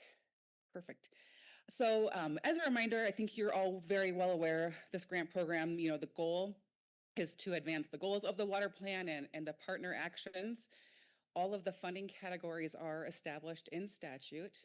And we're very fortunate that the revenue for this program comes from sports betting, in addition to interest that we earn on that particular fund. We've got a great slide here highlighting all of the projects that have been funded through this program, and a big thank you to the water supply planning team. Corinne and Elizabeth have done a really nice job creating some new maps to highlight the work, but thanks to this board, over $100 million in water plan grants have been awarded since the program started in 2017. So that's a really big number and a big impact on water projects statewide. So we have funding available for the upcoming fiscal year. It's about $36.8 million. This includes funding that was newly appropriated in this year's projects bill and a little bit of carryover funds from last fiscal year. And so it's important to note that these targets are flexible. The board has the discretion to award grants as you see fit over the next fiscal year. But what's helpful is having these targets really sets your priorities as a message to the public, but also helps establish some targets for grantees to kind of manage those expectations. I'll go into this maybe just at a high level here and then flip through some of the tables that Janine and her team put together. But the staff recommendation is really based on board feedback. If you recall, those who were there and those who were not there, I guess a recap, at our finance committee last September, the board really asked us to look more deeply at gaps in funding and projects and think through how we're going to make these allocations going forward. So at that meeting, we proposed an idea to look through our projects database that was, obviously identified locally these projects through the basin implementation plans. What are those needs out there on the project side of things? We also looked at the outreach efforts done by our regional grant team, and I know we've got Ashley Garrison here today, and that whole team, every one of them lives and works in their basins, and they do a really great job doing outreach on these grant programs. And then we also looked at the market demands. Where are we seeing applications come in, and then where are we awarding those dollars? And so we sort of took an average of those three things to come up with the recommendation for today. So I won't go into a huge amount of detail on these, but this slide identifies the projects that are in the projects database, and a big thank you to our supply planning team for that also. They maintain that with the basin roundtables, and so building from that existing list is incredibly helpful to us. This one summarizes all of the outreach activities done by our regional team, and they're really busy across all funding categories, and I can't thank them enough for all the work that they do. And then this slide again looks at those market demands that we've seen over the last 2 years. And so, and all those are in your memo too, so I don't need to spend a whole lot of time on the actual numbers themselves, but there was an averaging of these three methods, and that is how we got to the target allocations for the upcoming fiscal year. And I'm happy to answer questions, but again, these are really just those target numbers, and you all retain the utmost flexibility as you make awards next year also. Okay, is there any discussion, questions? Director Phelps? Thanks, Anna. I'm pretty sure that I asked this question a year ago, but for the benefit of our newer board members. So these categories you say are established in the statute? Correct. Okay, because something that we did talk about in the past that, we're just, I won't say hamstrung, but it is, we have to work within those categories, but watershed health and recreation are, maybe it sort of rolls off the tongue, but when you think about it, and it catches your eye because it's such a high percentage, but they're really potentially totally different things. Maybe there's sort of, you think of non-consumptive and it's sort of recreation, fisheries, and environment, just kind of, but what they have in common maybe is that non-consumptive side, but they really are different. And I don't know if there's anything we can do today, but kind of, it'd be interesting to me to sort of pull those apart, even though we have to work with these categories to see how that part's breaking down. Because some of the watershed health stuff, like what Chris works on and things, those can be expensive projects, and landscape scale. And then recreation, sometimes, yeah, sometimes they are big projects. A lot of times these are studies, that sort of help maybe shape policy and look for ways to build those relationships with water right owners or, manage for additional benefits, that kind of thing. But yeah, just point that out. It's sort of sounds like they go together, but they really are very different. So I don't know. I don't know if there's any ability for the staff to maybe just try to sort them between those two terms and see how that falls.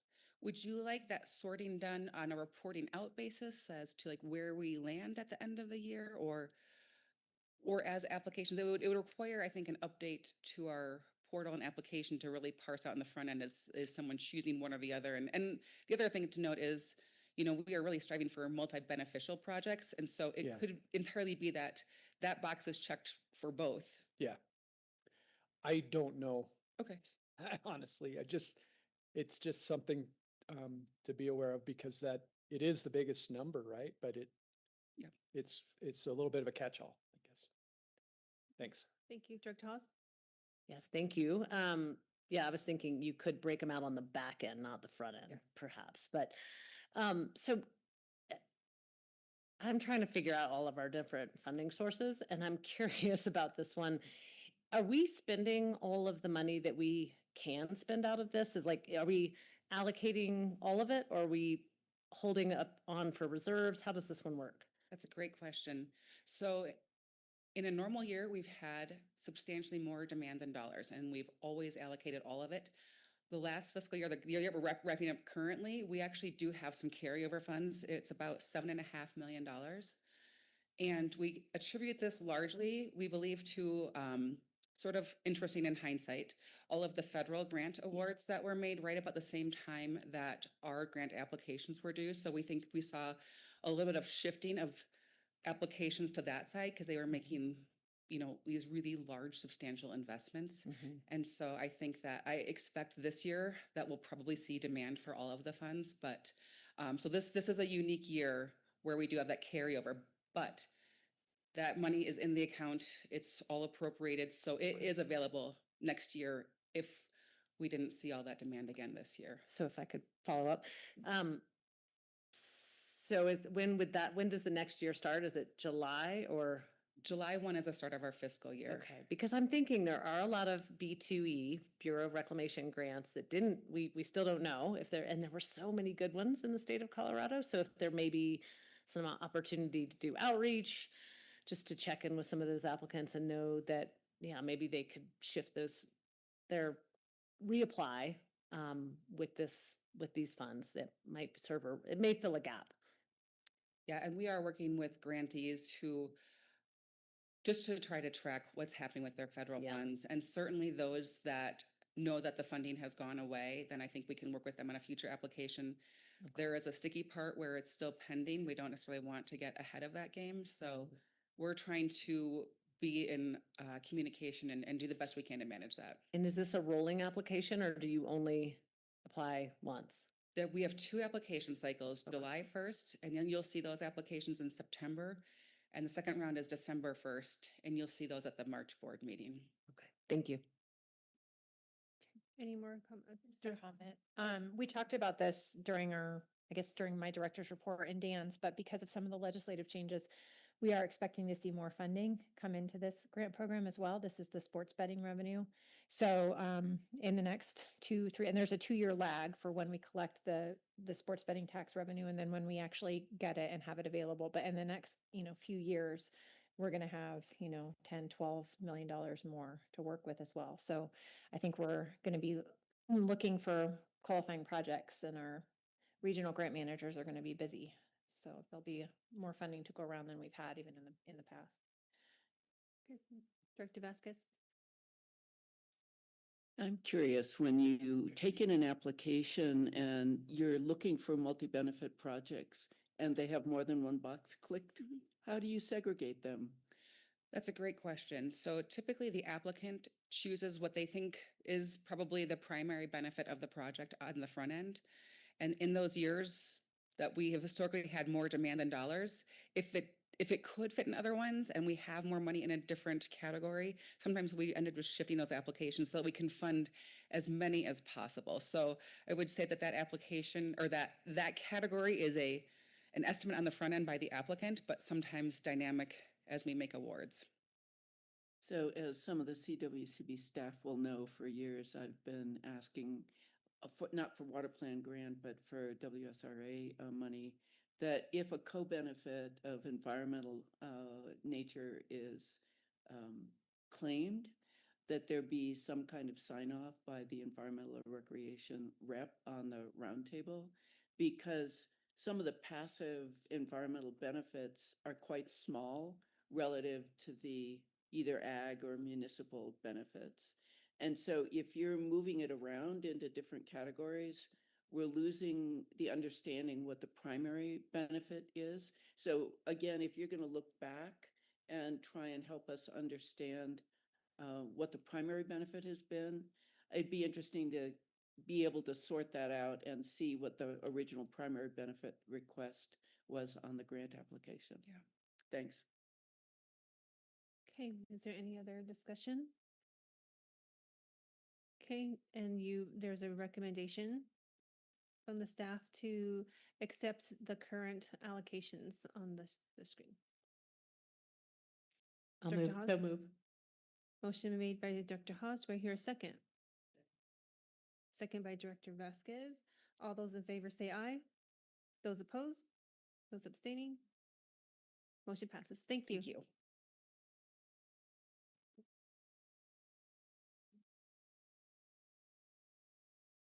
And for the record, Director Vasquez is recusing herself on this next item.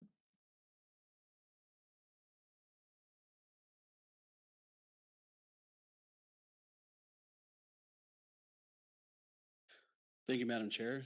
Congratulations as well. For the record, Ben Wade, CWCB staff, presenting agenda item 16, WSRF applications.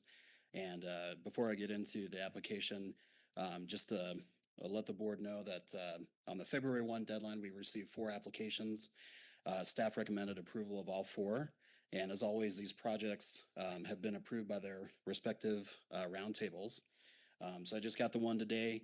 You all approved the one consent agenda item yesterday, and Director Rist approved the other 2 back on May 2nd.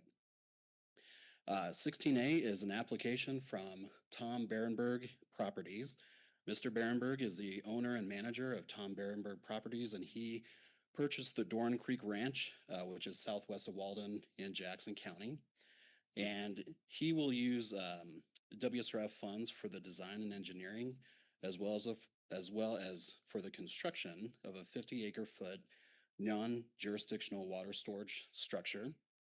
Mr. Berenberg, it's important to know, has applied for a storage right at this time. He's also filled out a notice of intent to construct a non-jurisdictional water impoundment structure form with the Division of Water Resources back in January.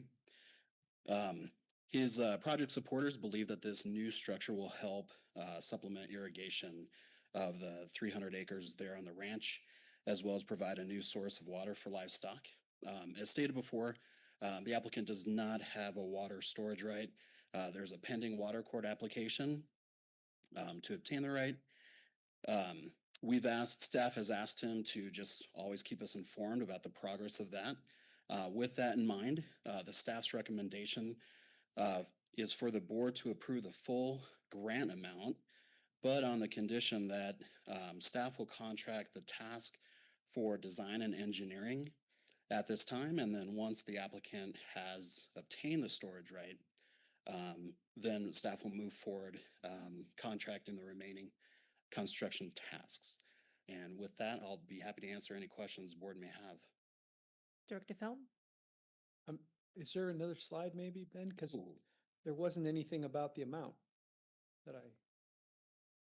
Oh, the funding request here on the slide is $300,000 from the North Platte Basin account. Okay, thank you. Any other comments or questions? Hearing none, I'll entertain a motion.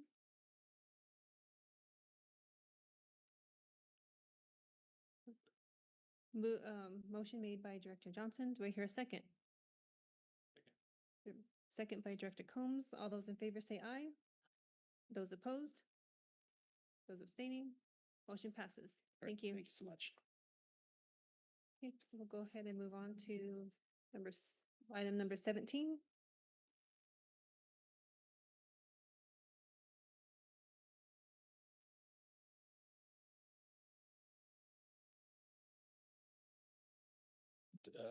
Good afternoon. For the record, I'm Cole Bedford, Chief Operating Officer for CWCB.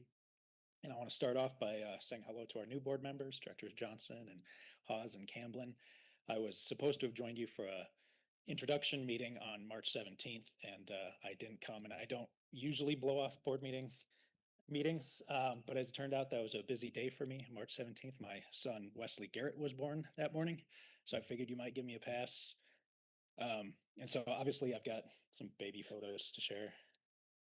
And I've been on parental leave and I'm still on halftime. And I want to thank my team and some other folks at CWCB who've been covering. And the admin and ops team that I lead has been covering my work. And that's Anna Porter, Rosie Major, Michael Reagan, and Deb Bracey, and especially Sarah Chapa and Anna Moss, who've been shouldering most of my work.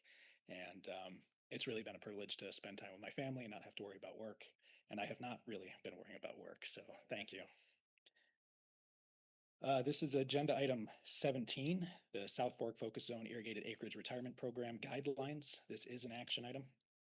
At the November 2024 CWCB board meeting, this board voted to recommend inclusion of $6 million in the 2025 CWCB projects bill to support the retirement of nearly 8,000 acres in the South Fork Focus Zone, and that's in the Republican River Basin. This recommendation was reflected in section 15 of the projects bill, that's SB 25-283. And 2 weeks ago, when I wrote the memo that's in your packet, that hadn't been signed yet, but as you heard yesterday morning, that's now been signed. And so this is a continuation of a $30 million issuance of American Rescue Plan Act funding that helped us and the Republican River Water Conservation District retire more than 17,000 acres in the South Fork Focus Zone. The intent of this program, as it's described in the guidelines, is to maintain what the experience was for the grantees on that program as close as possible. And it was extremely successful using up the ARPA funding. And I believe that this guidelines, the program we've designed here, does that. What makes this different, however, is because this is state funding as opposed to federal funding, the organizational scheme is a little bit different than what we did before. The previous award of federal ARPA funding was administered as a single contract to the Republican district, and that articulated all the terms and conditions for the funds, and that allowed payments to be issued to the district without requiring us to establish a broader grant program. But because this current funding is state funding that's coming from the construction fund, there's a TABOR component, and the Republican River District can't accept that funding and then go to the landowners in kind of a two-step process that we did before. So instead, what this program does is issue grants directly to the landowners themselves from CWCB, which introduces a little bit of extra steps for us, but still at the end of the day achieves the same thing where a landowner gets paid to retire a well. And the Republican River District is going to continue to be a key central player in the way this works. Republican River District staff will solicit and coordinate landowner participation. They'll assist in the development of application documents. They'll facilitate the submission of application documents to CWCB. And one of the requirements of the program will be a positive recommendation from the district for eligibility. And all of that together, at the end of the day, the final grant decisions will still be made from CWCB with concurrence from DWR. And before I get to the staff recommendation here, I do want to introduce, we've got Deb Daniel with us. Deb Daniel is the general manager of the Republican River Water Conservation District. She and her board and her staff are really the heart of this effort. And as much as any other group of folks, they're the ones who have made this work successful. So here is staff recommendation. In addition to asking you to approve the guidelines, we're also asking you to authorize the program grants to be awarded with just a signature from the director. And that's not coming from a place of seeking to avoid scrutiny or anything like that. In fact, we're really proud of this program. I'm happy to come up and talk about this as we go forward, probably more than you want to hear from me. But the intent here is just to make sure that we're being responsive to the grantees as we're moving forward. It'll be pretty fast paced. So with that, I can take any questions. Deb's available for questions too. Are there any questions?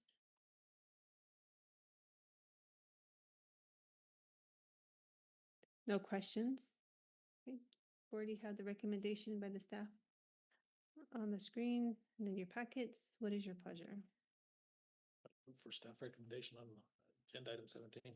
Thank you, Director Combs. Do I hear a second? Second. Thank you, Director Hawes. All those in favor say aye. Those opposed? Those abstaining? Motion passes. Thank you. All right. Thanks. Thank you so much. This is agenda item 18. Similarly, this is the technical assistance for federal cost share program guidelines. This is also an action item.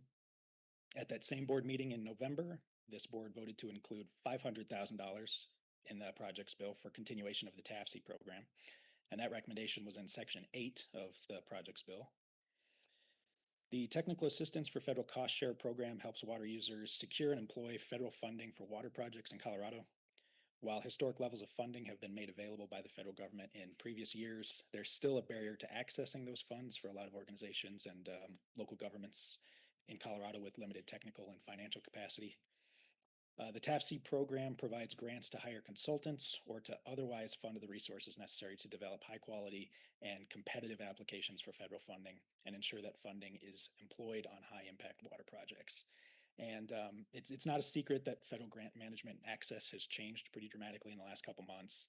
And it's tough to say what the landscape is going to look like going forward, but if anything, a program like this is even more important, especially if those grants are going to become more competitive. And so this one has a similar staff recommendation. We're recommending approval of the guidelines and also authorizing Director Riss to make approval of these grants, which is what we did with the TAFC program in the past and with the local capacity program last year. Okay, are there any comments or questions? Director Chamblin? Just a quick comment, after going through what I do with Mayville Ditch, this is definitely a needed program because we had TNC helping us and that just navigating that was just a nightmare. And so, it's too bad we got to throw money at this, but I think it's needed. So just my comment. Thank you. Director Sakata? And so there won't be a CWCB in-house anymore. Is that right? Or so That's it's just strictly out to the this program, individual contract? That's correct. This program looks a lot like the local capacity program. Any other comments or questions? Hearing none. You have your recommendation before you. What is your pleasure?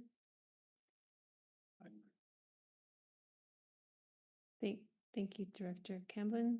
Do I hear a second? I'll second. Thank you, Director Felt. Motion made in second. Is there any discussion?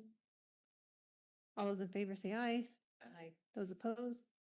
Those abstaining? Motion passes. Thank you. One last one from me. This is agenda item 19, staff recommendation for this year's Diane Hoppy Scholarship recipient. Diane Hoppy was appointed to the CWCB as the South Platte Basin Representative in 2012, and she was elected the chairwoman of the board in 2015. Diane passed away in February 27, 2016. Her family worked with the CWCB to establish this scholarship in her honor. In addition to serving on the board, Diane served as the Colorado House of Representatives from 99 until 06. She was chairwoman of the House Agriculture, Livestock, and Natural Resources Committee, the Water Interim Committee, the Water Resources Review Committee. She also served as the minority whip, and she was a founding member of the Colorado Foundation for Water Education and served as the president of that organization from 2002 till 2007. CWCB administers the Diane Hoppy Memorial Scholarship, which is a $2,000 one-year scholarship for Colorado high school students or a college freshman interested in Western water issues, planning to attend a public institution of higher education in Colorado. And I know there's a lot of folks in this room that who are friends of Diane's and who she was a mentor for, and we administer this scholarship with that in mind, knowing that her memory is still close. So before giving you staff recommendation for this year's recipient, I have a brief video to show from last year's recipient, talking about his studies at school last year and his internship with Denver Water this summer. See if we can get that.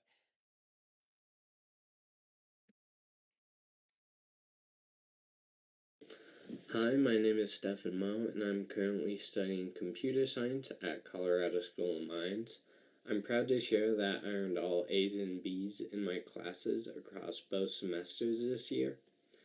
As I adjusted to college life, I chose to focus on academics and haven't joined any clubs just yet, but next semester I plan to explore my options and find one where I can get involved and contribute.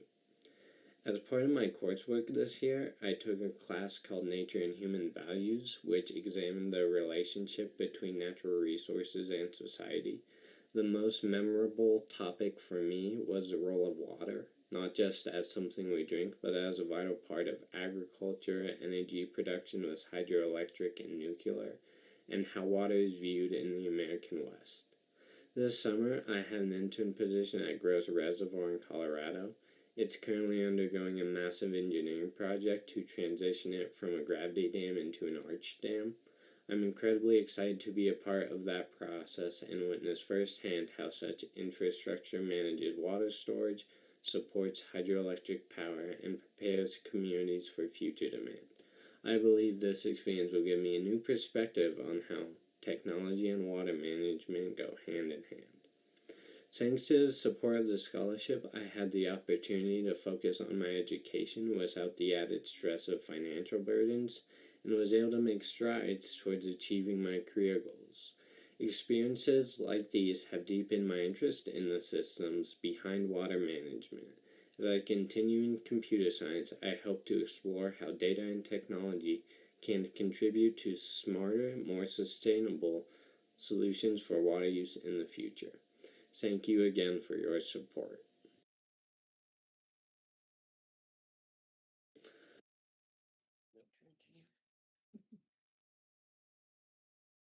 So this year we received 3 applications for the scholarship. And to protect the identity of minors, we don't use the names. And so here's the staff recommendation.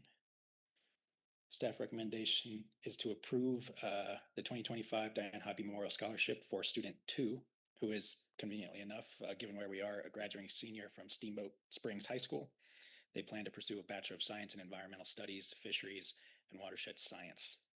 The student has a significant experience in river conservation, including working as a Yampa River ambassador, conducting river surveys, and assisting with electrofishing projects.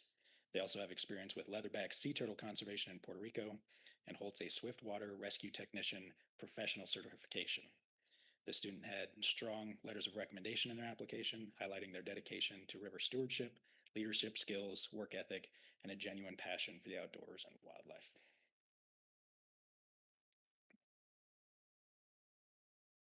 Cole, thank you for all of that. Could you tell the board a little bit about what we did to advertise the scholarship this year? Yeah, yep. So this year, we really worked hard to make sure that this application and scholarship opportunity was getting in front of as many folks as possible. And so we worked with Katie Weeman, and she did outreach with all of our social media opportunities, our newsletters, and then did targeted outreach to school districts around the state, some of the college programs that are relevant to this. And so I think we really did work hard to get this in front of everybody that we could have. And I feel great about our application. Our recommendation this year, we still want to make sure that the pool gets as large as possible. We'll start looking at what we can do even more to make sure that that's the case going forward. Director Nguyen? Thank you, Madam Chair, and thank you for that comment question. I know one for sure that expressed some concerns last year about the limited, I think, knowledge of this opportunity. And I agree, you've done a great job and I really appreciate it. And Diane would be proud. Are there any more comments or questions? Director Vasquez? I'd like to move we approve item number 19. Thank you. Motion made. Do I hear a second?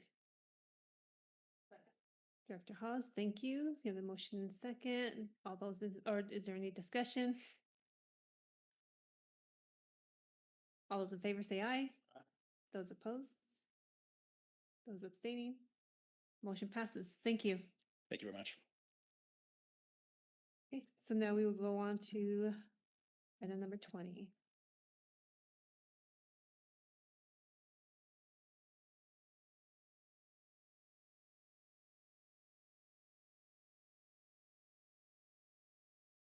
Thank you, Madam Chair. For the record, my name is Jason Ullman, and I'm the State Engineer and Director of the Division of Water Resources for the state of Colorado. So I'm here to talk about South Platte River Compact Administration today. We've talked in the past about the Perkins County Canal project in general. This is more about how the river would be administered with the Perkins County Canal. I like to put interesting pictures on my slides. This is an appropriate painting from William Henry Jackson, who was a painter that most of you probably know, but he was on the Hayden expedition to Colorado. It is a painting of the California crossing of the South Platte River, which is interestingly almost nearly at the same place as where the Perkins County Canal or the South Divide Canal would divert as contemplated in the compact. Obviously, the picture shows the river as experienced in May or June when most of the settlers were crossing it after leaving Independence, Missouri on their way to Fort Laramie. So was a lot of water in the river. It was wide, narrow, and filled with quicksand, as they described. Some of the travelers explained and described. However, the river near the state line with Nebraska typically, by the end of the summer, or even in the middle of the summer, becomes a dry, sandy riverbed. And I want to quote Mark Twain here. So Mark Twain, and I apologize to Director Wind. Mark Twain throws some shade on the South Platte River, but described the South Platte as a sad, forlorn, melancholy stream, and added, "If that river were my river, I would not leave it out at night because some puppy might come along and lap it up." So near the state line with Nebraska, I think it's clear that there wasn't a whole lot of water back in the late 1800s and early 1900s, and we'll talk about that a little bit later. At my last presentation, like I said, at the November board meeting, I talked a lot about the canal itself and its impacts to both Colorado water users and the Platte River Recovery Implementation Program. I want to call out Amy Ostick, who is the state's representative for the Platte River Recovery Implementation Program, which has been a very successful program. And let you know that during discussions with Nebraska that Amy and I have had, it's become pretty clear that there's a misunderstanding of how Colorado administers the current call during the irrigation season and how a Perkins County Canal call would be administered, which is why I'm here today to talk to you. So today I'm going to explain how DWR administers the river to meet our compact obligations in the irrigation season and how we would intend to administer the river if Nebraska accomplishes this costly project, the Perkins County Canal.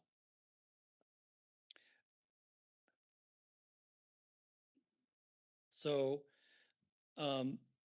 first, I think explaining a little bit about the compact itself. So if you were here in November, you already heard some of this, but the compact has two primary components for administration. It has an irrigation season component, and it has a non-irrigation season component. So it was signed in 1923. It's a compact between the states of Nebraska and Colorado, even though there's a small portion of the basin, as you see in this picture, in Wyoming. And the Article 4 is the irrigation season component that defines how compliance is measured in the irrigation season. And that is from April 1st to October 15th. There's effectively 120 CFS call on the river under a June 14th of 1897 priority date. So that means that, there is a call on the river at that point. It doesn't guarantee 120 CFS, but there's a call that requires us to administer water rights in the lower section of the river, which I'm going to get to in more detail later. And then Article 6 is where the non-irrigation component was found, and it is from October 15th to April 1st. And I'm going to read some actual language from the compact, but this is where the Perkins County Canal provision is found. So, and this is directly from Article 6. So it is the desire of Nebraska to permit its citizens to cause a canal to be constructed and operated for diversion of water from the South Platte River within Colorado for irrigation of lands in Nebraska. that said canal may commence on the south bank of said river at a point southwesterly from the town of Ovid, Colorado, and may run thence easterly through Colorado along or near the line of survey of the formerly proposed Perkins County Canal and into Nebraska, and that said project shall be permitted to divert waters of the river as hereinafter provided. And then a little bit further down in that Article 6, it says Colorado consents that Nebraska and its citizens may hereafter construct, maintain, and operate such a canal. Said proposed canal shall be entitled to divert 500 cubic feet of water per second of time from the flow of the river in the lower section as of priority of appropriation of date December 17th, 1921, which you see on this slide, only between the 15th day of October of any year and the first day of April of the next succeeding year, and shall not constitute the basis for any claim, highlighting any claim, to water necessary to supply all present and future appropriations in the upper section. So we're going to talk about the lower and upper section here in a bit.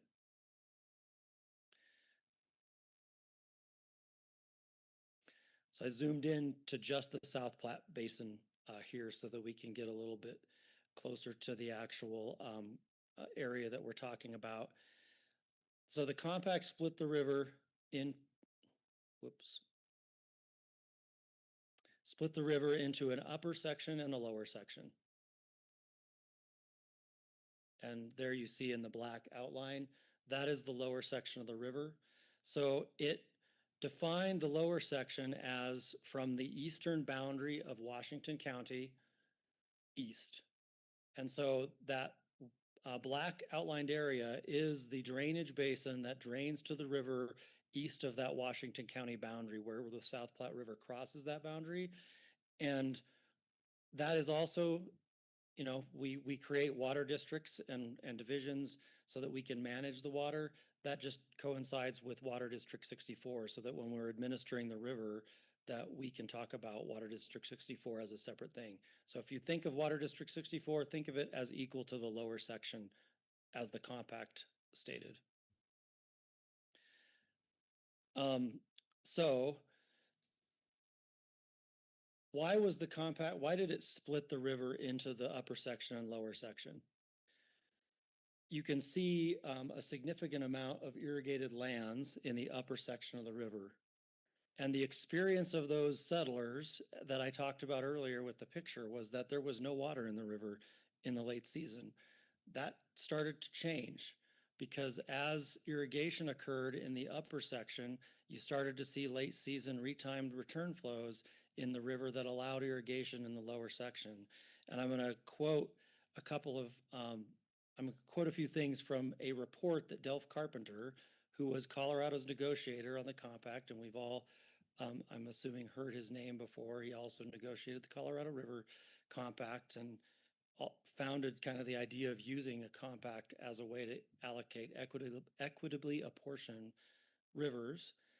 And he wrote this report to Governor Morley after the negotiation of this compact had concluded. And he said, the flow of the river at the interstate line was intermittent until about the year 1909. Extensive development between Greeley and Julesburg, completed since 1909, has resulted in great benefit to the flow in Nebraska. The entire ordinary summer flow of the river and its tributaries in Colorado was many times over appropriated long prior to the commencement of any canals in Nebraska. And later he says, this fact justified the exclusion of all that part of the river above the east line of Morgan County. So we're talking west line of Washington County is the same thing as the east line of Morgan County. I didn't mean to confuse there. Above the east line of Morgan County from detailed administration necessary to carry out any interstate compact. So there he's describing why this call only applies in the lower section of the river for both of these things. In view of these conditions, the compact agreed upon was limited in its immediate operation to Water District 64. That's also another quote directly from Delph Carpenter's report to Governor Morley. So a couple other things on this slide I want to point out before we move on.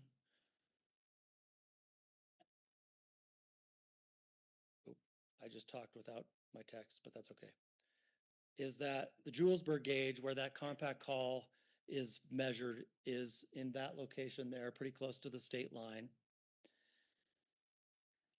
And the Balzac gauge, if you hear our staff in Division 1 talk about the Balzac gauge, you can see that red dot is right above where the river enters Water District 64.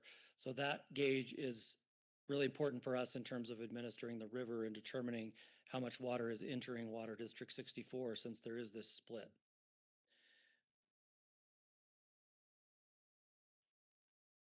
So during the irrigation season, we're talking the irrigation season administration now from April 1 to October 15th, Division 1 staff, the water commissioners in this area, administer a call from the compact when the flow of the Julesburg gauge drops below 120 CFS, which it currently is at right now. Director Wind referenced an 1897 call. The compact call is currently on right now. And the data I'm going to show you in a second was from May 15th, because I did that before I left for this raft trip. So, but it remains on call today. And so above that gauge or upstream of that Julesburg gauge that you see there, any of the rights in the river are being curtailed if they are not senior to 1897, that June 14th of 1897 priority. And we have a tool that you can go online, anybody in the public can go online and look at the active calls in all of our divisions. And this is a screenshot from it from May 15th. I'm going to highlight the table. So you see that there's a map. You can put in your whatever data you want, whatever division you want the calls from on the left side, and it'll pull up a table of active calls. I'm going to zoom in on the active call data so that we can talk a little bit more about that. So right now, or on May 15th, there is this call that's you see at the bottom of this, bottom of the table there. That is the compact call. So you'll see it just says South location structure name South Platte River. The priority date is 6/14/1897. That's the priority of the compact call.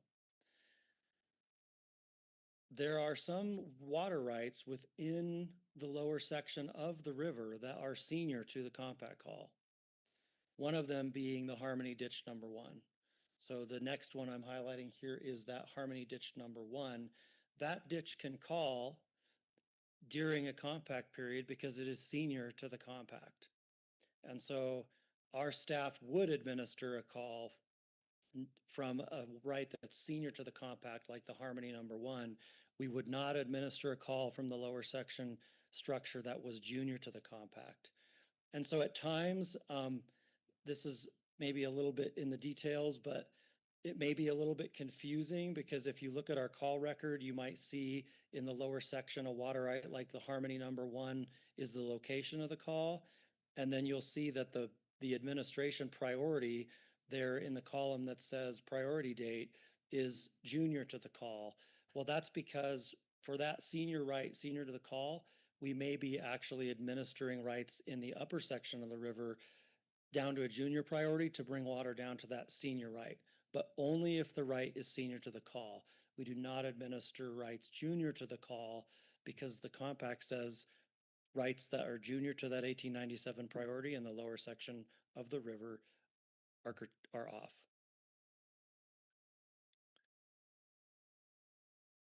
And so now we're going to talk about what happens when the Perkins County Canal would call. So if Nebraska accomplishes constructing this canal that was, mentioned in Article 6 of the compact, how would Division of Water Resources administer that call?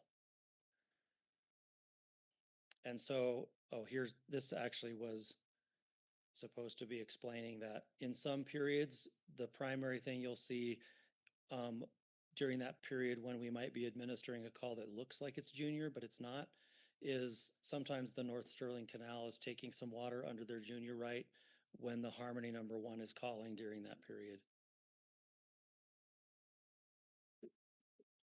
And so what I want to emphasize here, so this is a chart of flows through May 15th. So for the previous 10 days from May 5th to May 15th. And you'll see the blue line is the actual flow in the river. It's hard to see the numbers, but I'm going to put up a line here for the 120 CFS. And so you'll see the 120 CFS exceeds the actual flow in the river. We were administering the call and we had all of the direct flow water rights in the river curtailed to that 1897 priority. It may have produced additional water at that state line gauge, but it doesn't mean that Nebraska is entitled to 120 CFS. We don't keep curtailing people until you hit 120 CFS. Just like any other call in the state of Colorado, we administer folks to that priority in the section that's appropriate. And what ends up resulting at the state line is effectively what ends up resulting. There are wells in that lower section of the river that have augmentation plans that provide replacements. And so those are still on at sometimes during the summer, which we'll talk about later, but they are providing enough replacement to cover their depletion to the river. So now we get to the potential future administration for the Perkins County Canal. And so you'll see here, I've highlighted the Perkins County Canal. The red line is actually the line of survey as digitized from that map and filing statement from before the compact was even signed. And so that is the line that they had intended to build it many years ago. The diversions location is pointed out with the arrow there with the priority. And then you see that one, there's a few other rights that are senior to the call from Perkins, but I'm keeping that Harmony number 1 ditch because that's an important larger one that fills Julesburg Reservoir. And I'm adding some reservoirs here because reservoirs typically fill during the non-irrigation season. So that's one of the important things. Most of these reservoirs, you see the Pruitt Inlet Canal is above the lower section. The North Sterling Reservoir is filled by the North Sterling Canal, also in the upper section. The Julesburg Reservoir is filled by the Harmony number 1. It is senior to the Perkins call. So those reservoirs all can continue to fill under a Perkins call. But if they build the canal and they're successful at getting all of the permits and other things that they need, including land acquisitions, how would we administer it? Well, the same way we do during the irrigation season. So we would look at that priority date and all the rights that are junior to that priority date in the lower section of the river would be off if they don't have 500 CFS, since that's the amount that right is in the compact. What are the impacts then to, since all of these reservoir fills are essentially unimpacted? Well, the real impacts are to a lot of the recharge that occur. So in this lower section of the river, there are a significant number of recharge projects that take water out of the stream during the non-irrigation season, put them in recharge ponds. Those recharge ponds percolate into the ground, and then basically that water comes out at a different time during the irrigation season to either cover pumping that's occurring from people that are irrigating during the irrigation season, or for the Tamarack project, which is one of Colorado's main ways that we contribute to the Platte River Recovery Implementation Program. So that Tamarack project is junior to the Perkins County Canal, so it could be curtailed by the Perkins. And we're going to talk about that a little bit more in a second. But so essentially, those other recharge efforts I'm showing here, I didn't put all of the different ones on there, but just in general, the concept allows approximately 35,000 acres of irrigation under wells to occur in that section of the river. And so, it's that agriculture in the lower section of the South Platte that would be the most impacted by the Perkins County Canal. outside of the recovery program. And so obviously these folks are concerned about what the impact of this canal would be. So basically that Tamarack project sends approximately 20,000 acre feet of water to recharge. So it retimes approximately 20,000 acre feet of water from the non-irrigation season to the irrigation season. And so what will happen if this canal is pursued and constructed? And this is something that we've spoken with Nebraska about, but so likely there will be efforts by water users to construct mitigation projects to mitigate the impact, to take water out of the river in the upper section that is unimpacted by the canal, to put that water in some kind of storage and replace that lost recharge that would be curtailed by the canal in the lower section. Those mitigation projects could be on the order of ones that would reduce flows at the Balzac gauge to near zero.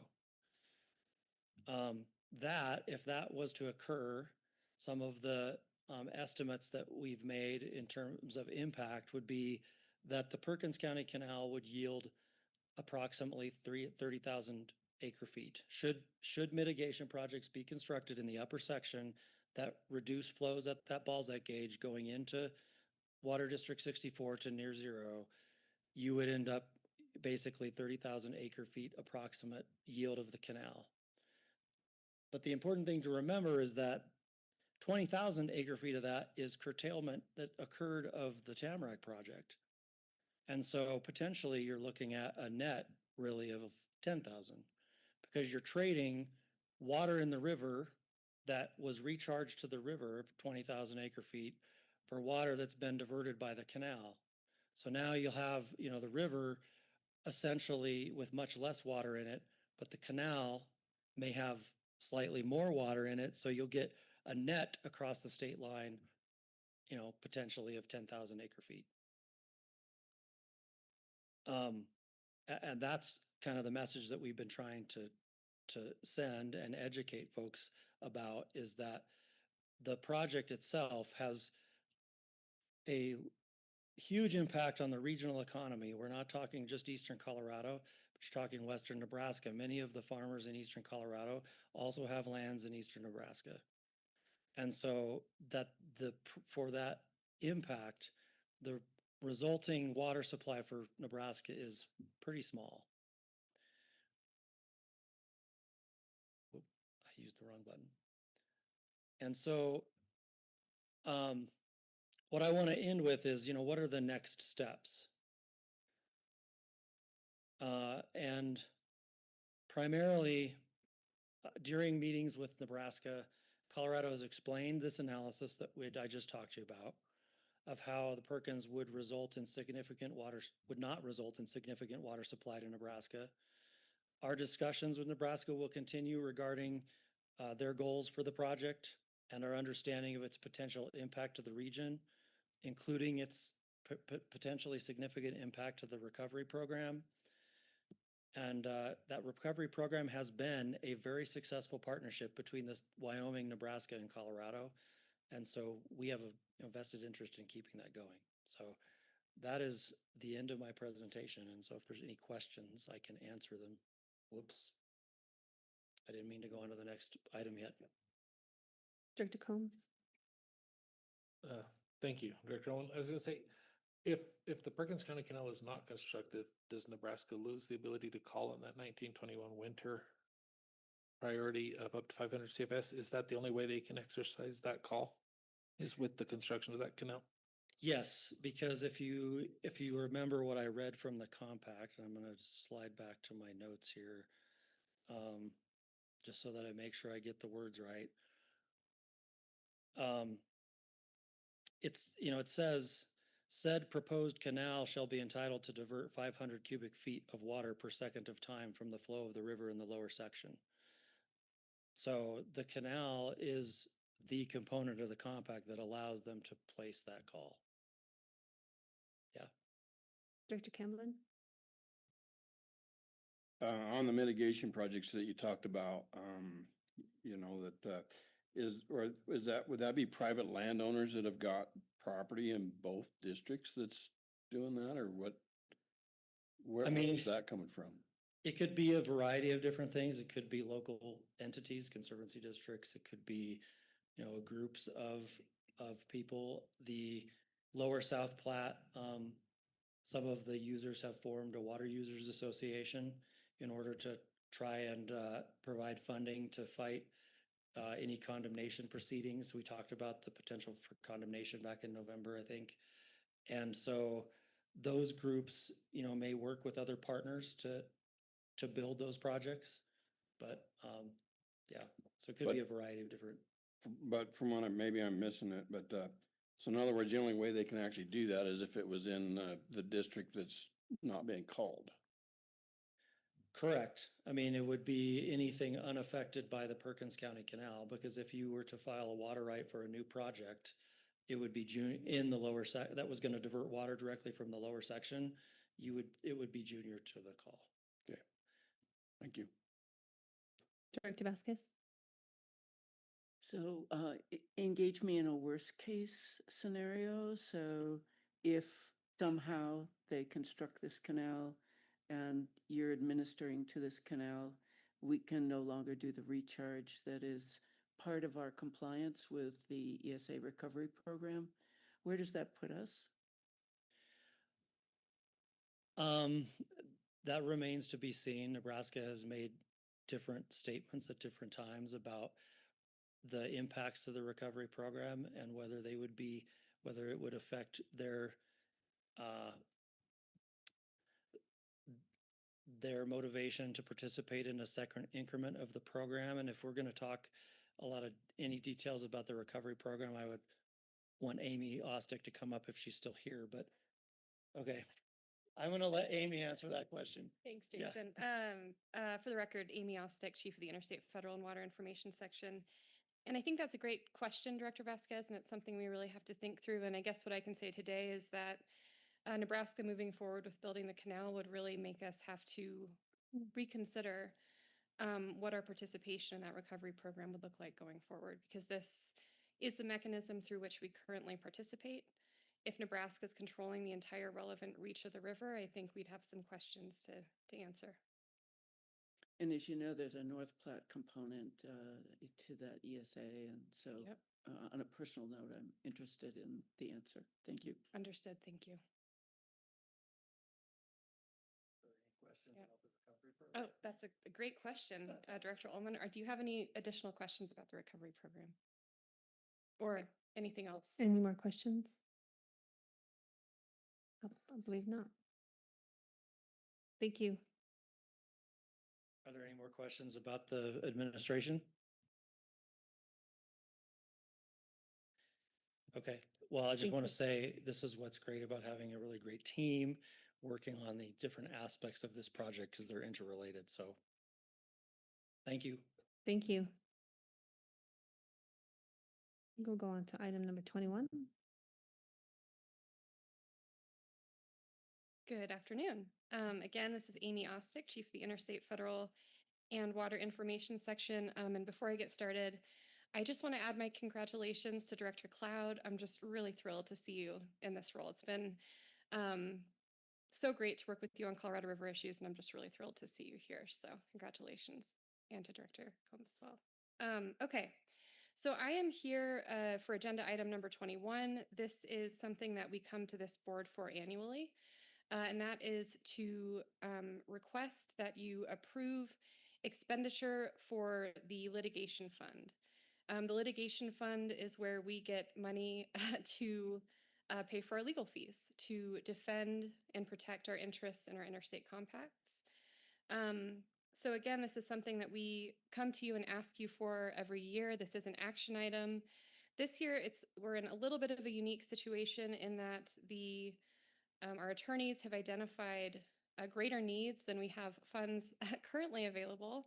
So again, that puts us in a bit of a unique situation. So what we are asking for today is that this board approve expenditure of 2 million, up to $2 million. I was about to say acre feet. We're not talking about acre feet right now. Up to $2 million as is currently contemplated, and those are the funds we have available, but with the understanding that we may be back asking for more, just south of $700,000 more to be specific. So if that eventuality comes to pass, the Attorney General's office will need to go to the General Assembly to seek those additional funds, and we will come back to you and make sure that we have your blessing on that additional funding level as well.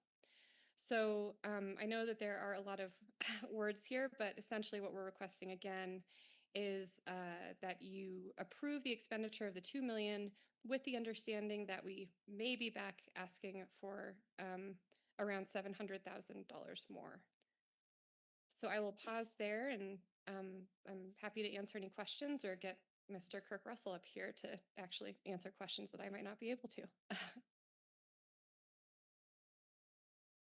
Are there any questions or comments?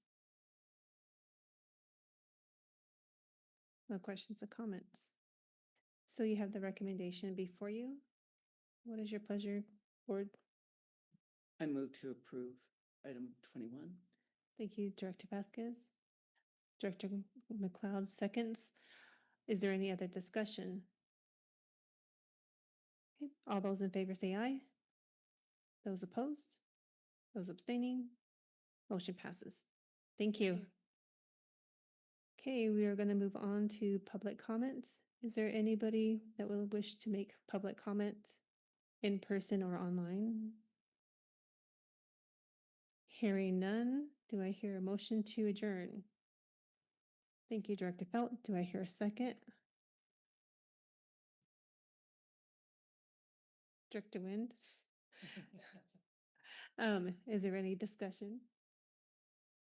Okay, all those in favor say aye. Those opposed? Those abstaining?